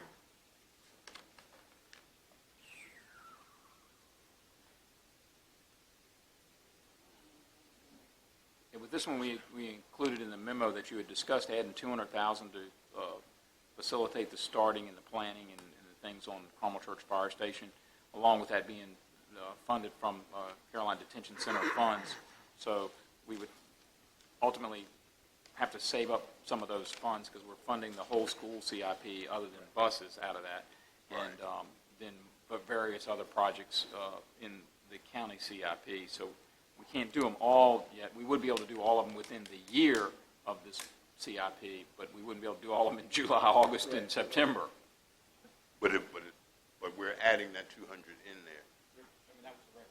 My question was, did we have to add the record management system, I think, from the sheriff's office? Was it broken? It's obsolete. They're both here from the sheriff's office. They want to explain that. I think some of this stuff is, as you love this term, is out of end of life and not supported any longer. But that's their system. We were going to finance that, so that wouldn't be detention center funds. That would be fine. So it's broken. Yeah, it's end of life. It's beyond. Matter of fact, we contacted the vendor that we currently have, and it was $600,000 just to upgrade our system that we have. So it's cheaper actually to go with a whole new system, which ultimately I think they were just trying to sell as a new system. calling it an upgrade. So we're not falling for that. But you're going with the same vendor? No. Or you No. going with a totally different vendor? Totally different vendor, because their price was $600,000 to upgrade to the next level or to make it work again where it's not end of life. And it was just an absorbent amount of money, so we decided that we would entertain some other options, and we've got some bids from other companies who are substantially lower. So you put out an RFP for this? We have not. We just talked to them. We do have to put out an Oh. RFP. Oh, okay. And we have not put that out. There's some companies that do have the RFP that's already been done with other agencies. Right. That we can buy off of, but, we've identified those, but we still have to wait for this board and potential funding. So we can limp along for the next 6 or 8 months, whenever the funding comes through, so. Yeah, you can't technically put out an RFP if you don't have the funds. Until the funds are actually Right, encumbered. right, exactly, yeah. Because people used to do that and just get feelers and put all these companies through all this work, so General But- Assembly changed that. But if I find your number anywhere, I know exactly how much to make my bid. Yeah. So- Assembly did that to you because you've got to put the funds together to get the bid out. Okay. Thank you. All right. Thank you, gentlemen.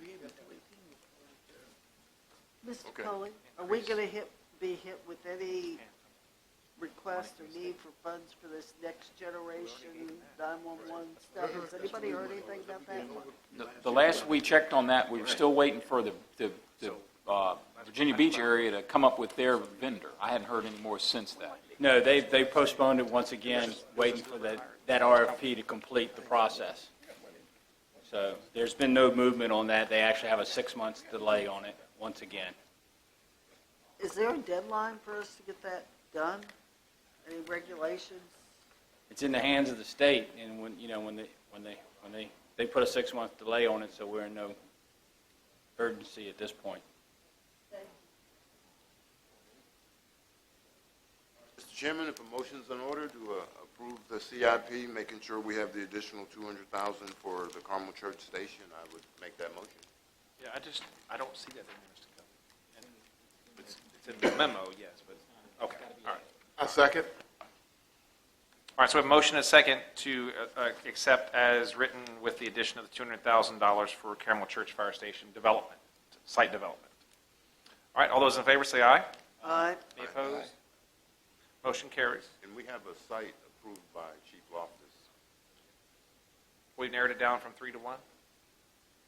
Chief Loftus. Do we own it as a proffered site, or we need Proffered to site? acquire it?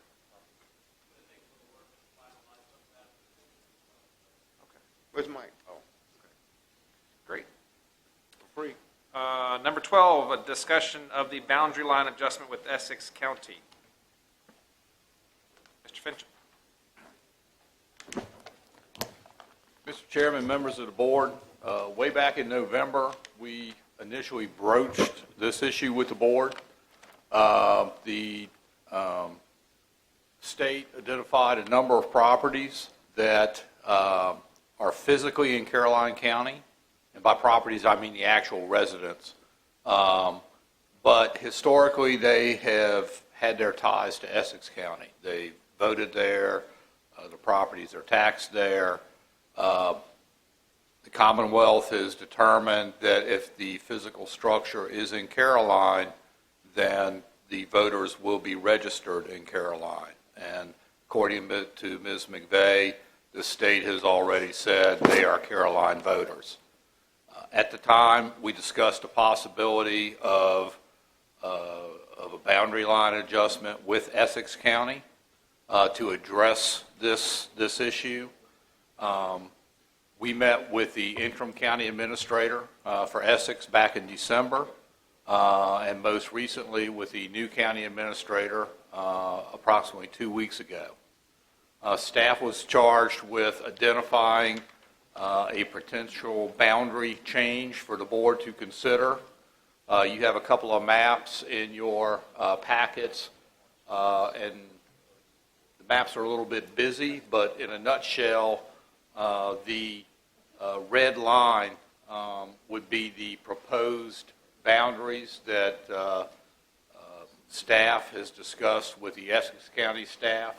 The yellow lines are the current boundaries as they meander through properties, quite frankly, without any rhyme or reason in a lot of instances. So we're trying to bring some semblance of order to those boundaries. I will tell you that there are other properties out there that aren't affected by voter registration that we have the same issue with, where the county boundary bisects a piece of property for some unknown reason. But in a nutshell, the discussions with Essex are centered around the red boundary on the two maps that are included in the packet. It's about 18 parcels total. I believe it's 2 off of Hustle Road and 16 properties off of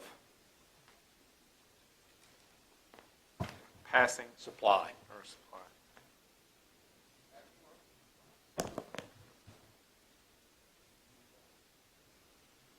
Basically, we'll take direction from the board. If the board is agreeable to the joint or modifying the boundary with Essex County, the next step would be to have a public hearing on that boundary line adjustment.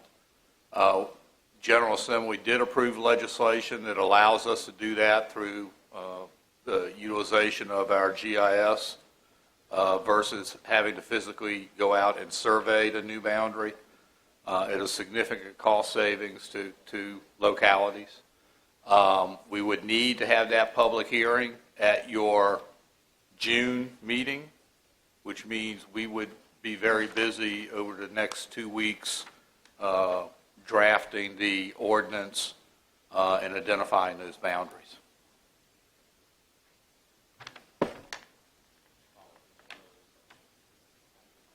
So, Mr. Pinchon, this is 2 separate chunks of land, one off Supply Road and one off Passing Road? Yes, sir. Okay.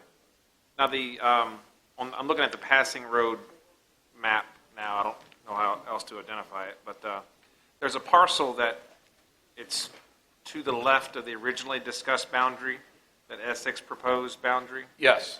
and there looks like a home there. That parcel appears to be about 80% in Caroline County. Why the change? Do you know why they were?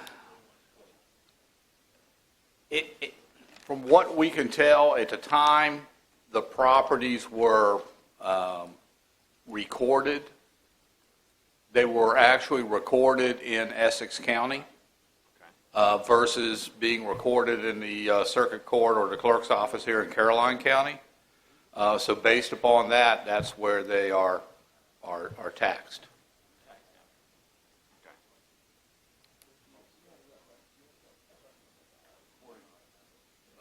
According to Essex, they've spoken with all the property owners, and they all want to stay in Essex County because that's where they've been ever since they've owned the property, basically.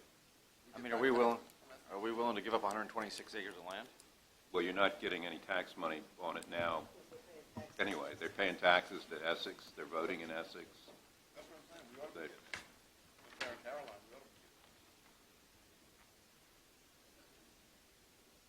You could do that, but you'll have 18 disgruntled new citizens. No, they can go to Essex. We just want the back taxes they've been paying to Essex. Have a nice day. That's fine. But leave us a check. The exit fee.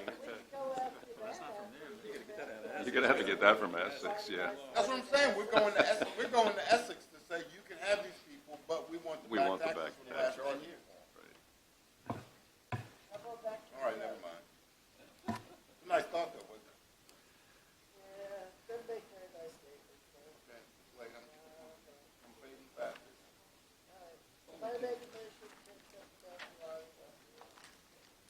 Mr. Fincham, any cons to us doing this that you can think of? Pardon? There's pros and there's cons. Any cons that you can think of? No.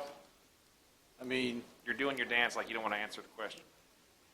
I'm actually thinking there are other properties that we should approach Essex. Let's clean up these other properties as well, because there are properties that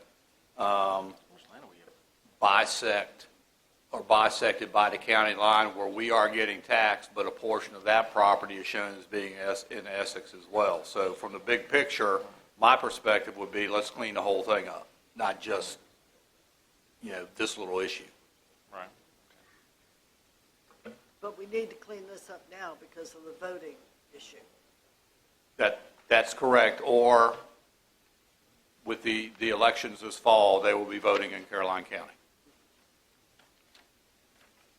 That's Mr. Seeley's district. He's not here, so, right.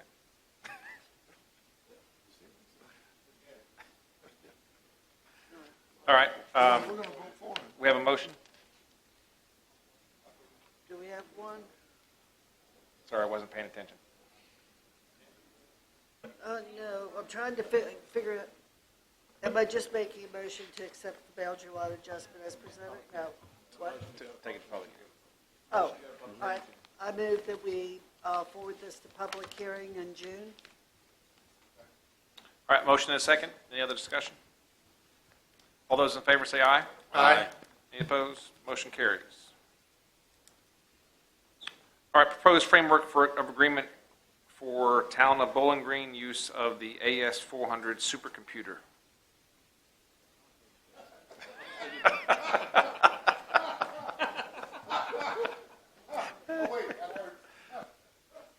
You meant super boat anchor, didn't you?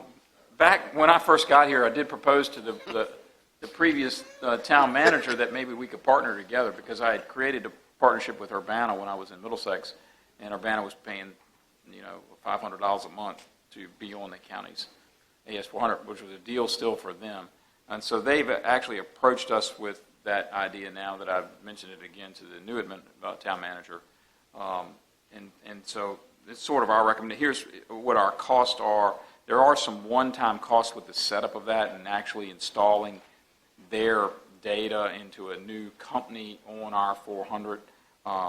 We would propose doing that after our new 400 is actually installed, and some work to actually set up the VPN to carry the traffic back and forth across the internet, because they're not actually physically on our network. And so those are some one-time costs we propose to them, and then I would recommend that we at least start with negotiation with a $650 a month, rent, and if you want 7, that's certainly, it's something. Like I said, it was 2011, I think, when I negotiated 500 for Middlesex. So it should be certainly more than that with the cost of things. But and this will provide them with also on-site backup on our new disk backup that we're buying with our 400, which will be off-site. Plus, we also do off-site tape backup and store it in a safe deposit box. So we have multiple backups of our data, which they would still have. So we're offering them right much service.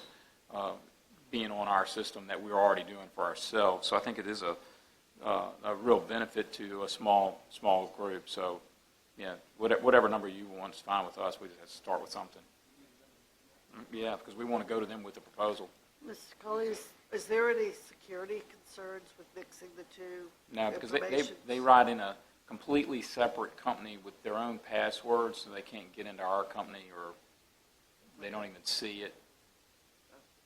It was never an issue between Middlesex and Urbana, and Kind of they're still doing partition it. off the supercomputer? Yeah, it just creates another whole company. Yeah. Telling you, just hook them up to a cell phone, it's just as powerful. Yeah, but it won't run the Bright software. Well, it might.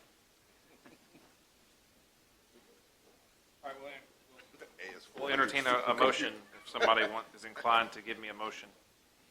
Mr. Chairman, I propose that we tell staff to, allow staff to propose a framework for agreement with Town of Bowling Green to use the AS400 at a rate of $700 per month. Second. Okay, we have a motion and a second. Any other discussion? We've got to get back to 350,000 somewhere. We just got part. All those in favor say aye. Aye. Any opposed? 3% All right. tax increase, we can't increase that. Motion carries. $700 a month.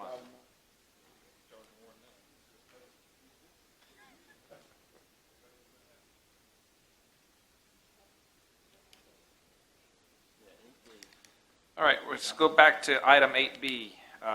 Sheriff is here. It's regarding the wording, design, cost of bricks for emergency medical and law enforcement and dispatch. I heard there was some discrepancies, and main thing that we need to do is to get what we want to put on the rock. So once we get the rock here, it'll give Mr. Shebel enough time to order that, if y'all approve the design. Oh, we were talking about the bricks, not the Now, rock. that, well, okay, if you're good with this, No, because we're not putting men and women on there. We're going to put those who serve. Miss You're Long gonna get thinks discrimination Miss Long thinks there's a points. third category. What's the matter with men and women? well, yeah, you can vote on that. I mean, I'm just giving you what the I mean, committee that's, has. just But, that, well- honoring the lives of those who serve, I think, just sounds a lot nicer than, Well, when you say the lives, then you're talking about Or those life. that have, or say life, and then it doesn't matter. We all have lives, you've got multiples, doesn't matter if it's past, present, or future. Or honoring those who serve. Save yourself 2 words. You don't treat your female deputies any different than your males. They don't need to be singled out, right?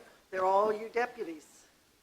So, well, usually, I mean, I don't, Come I on, won't make give a us big some more issue out of response to just that trying to question. bring well, it yeah, to the- I mean, to they're all the current deputies, but time. I'm only one vote. Go ahead, do what you want.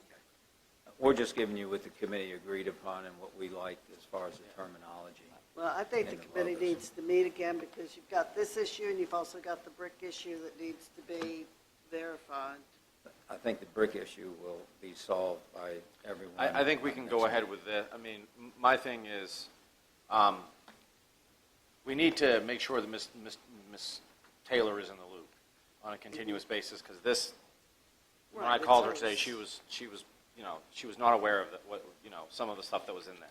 And she is not the sole person who's involved in this, because obviously the county has paid for it, but I think since she's the genesis of this whole thing, we need to keep her in the loop.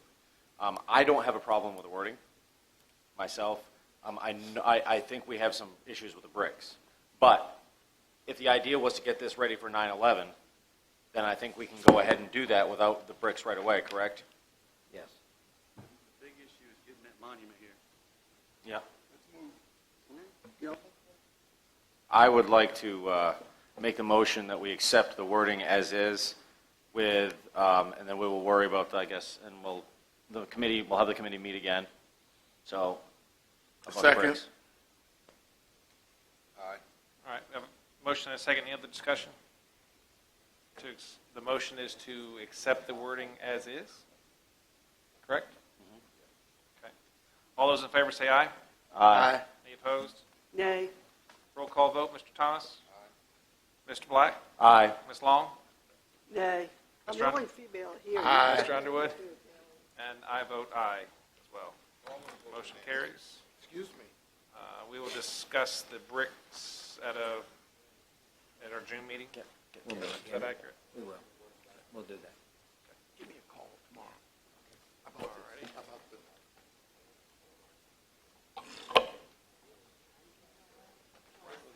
I think we're all in suit all the time. All right, with that, that wraps up our agenda. Mr. Cully, you want to do a capital projects update? Then we'll move into closed session this evening. I got the wording. Anybody have any questions regarding capital projects? No. No? All right, I'll take that as a no. for the EDA reception tomorrow night. Yeah, don't forget the EDA reception at 6 p.m. at Meadow Event tomorrow. Mr. Underwood's community meeting at 7 at Dawn Library. Lake Landor Emergency Entrance grand opening on the 18th at 10. 2 ribbon cuttings on the 18th. We couldn't work that one out. Park's not ready. I'm not getting time off from work anymore for you guys. That one's probably happening in June, I think. Memorial Day offices are closed on the 27th. I will be on vacation that week. I go to Carlisle, Pennsylvania every year. June 1st. I remember I was getting my car ready last week. Our next regular meeting is the 11th, and then Mr. Black has a town hall on the 13th. Oh, yes. June. Oh, yeah, that didn't get added to the calendar. But, yeah, the trash pickup 29th of May at the Visitor Center.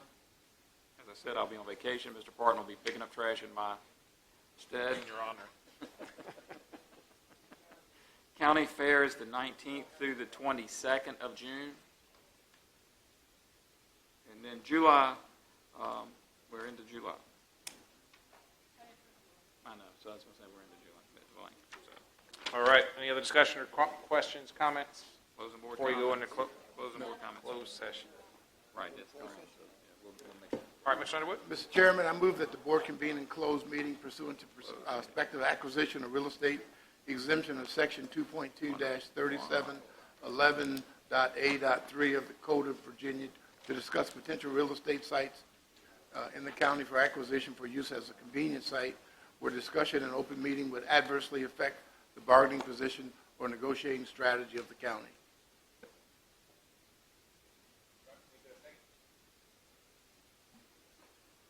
We have a motion and a second. All those in favor of going into closed session, say aye. Aye. We're in closed session. See you. All right, Mr. Underwood, you want to bring us out of closed session? Mr. Chairman, I move that the Caroline County Board of Supervisors certify that to the best of each member's knowledge, one, only public business matters lawfully exempt from the open meeting requirement of Virginia laws discussed in closed session to which the certification applies, and only public business matters were identified in the motion convened in closed session were heard, discussed, or considered by the board. Second. All right, all those in favor of coming out of closed session, say aye. Aye. And we need to certify each. Mr. Thomas, do you certify? I so certify. Mr. Black? I so certify. Ms. Long? I so certify. Mr. Underwood? I so certify. And I so certify. With that, any closing board comments for the camera? I needed this small to help me set up a constituent meeting, probably the week of my board meeting. I was supposed to do it before the budget, but the 11th, so probably the 13th, which is Thursday. I meant to have one before the budget, but I was incapacitated for a few weeks. Thank you. All right, Mr. Black? Mr. Black?